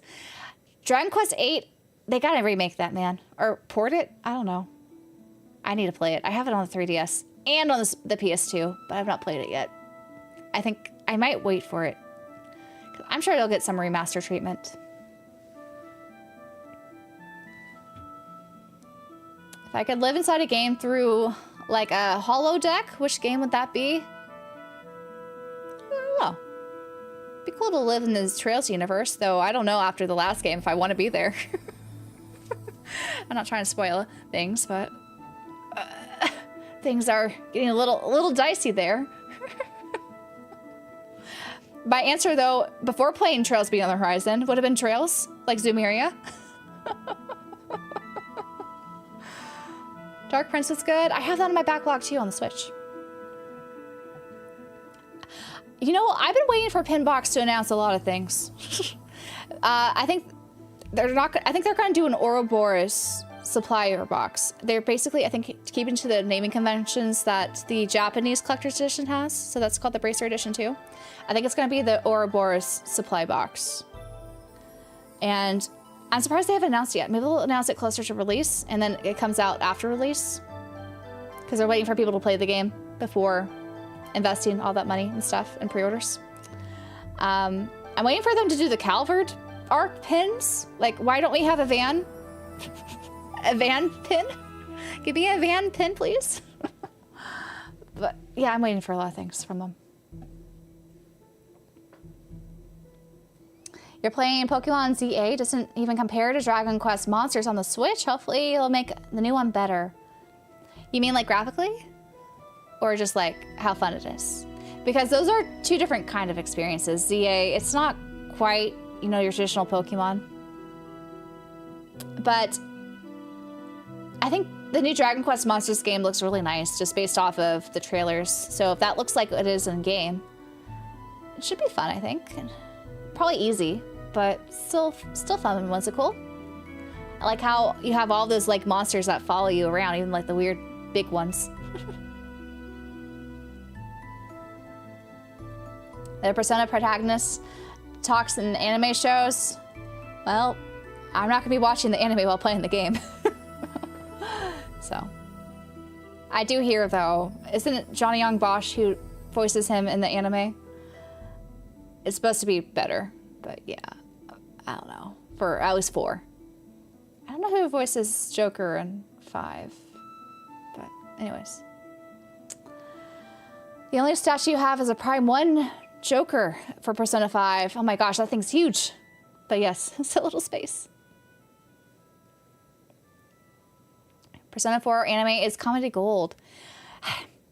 It was cool that they announced that on, was it Aniplex USA YouTube channel, it's free to watch Persona 4 anime, both the Persona 4 anime and Persona 4 Golden anime. I want to play the game before I watch it though. So it's not going to be free by the time I get to the game next year. But for those who have played it, you can watch it now for free on YouTube. Definitely buy Tales of Eternia. I will be doing at least a first impression stream of Tales of Eternia because I am a Bandai Namco creator, so they'll probably send me a code. And then I'll decide what platform I want to buy it on if I like it. I feel like I'll like it. The physical right now, they've only announced the physical Asian English version, right? Is there a PAL version? I have not seen an ESRB one, but maybe there's a PAL one. You think that Ouroboros box will be worth looking at? Probably. I'm really curious what they'll put in it. I hope it's smaller. Because I don't want to pay an exorbitant amount of shipping from the UK to the US. I also don't want it to be like $300 something again. I hope it's cheaper. That's all I'll say. I hope it's cheaper from Pinbox.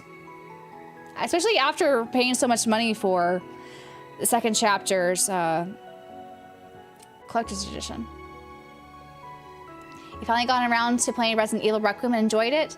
Yeah, I think that's my favorite Resident Evil game I've played so far, Requiem. It's Fortnite time.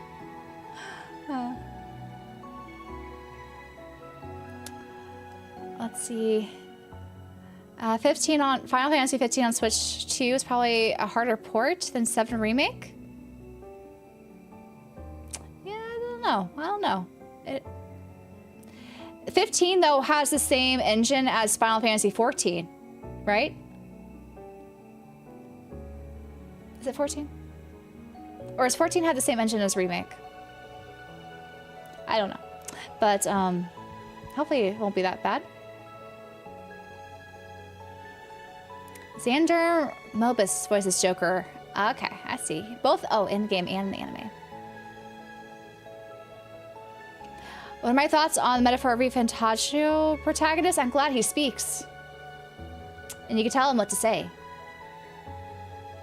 I think that's a step up from a silent protag. A little bit more personality. I've not finished the game though, so I can't speak how it is after 6 hours in. But I think that's, if they want to do a silent protagonist, they should do it like Metaphor Refantasio.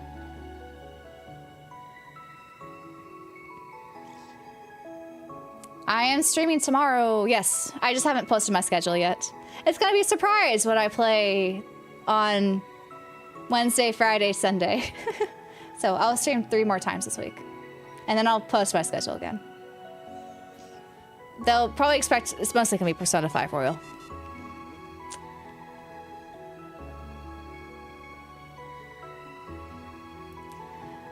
Requiem's an awesome surprise for you. Definitely will play one of your favorites from this year. Yeah, it's good.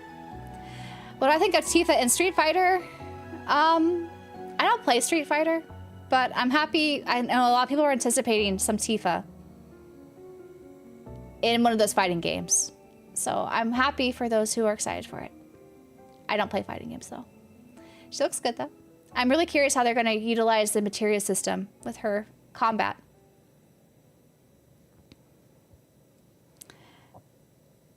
Is 14's engine different from 15? Okay. 15's the same one as Forspoken. Okay. I see.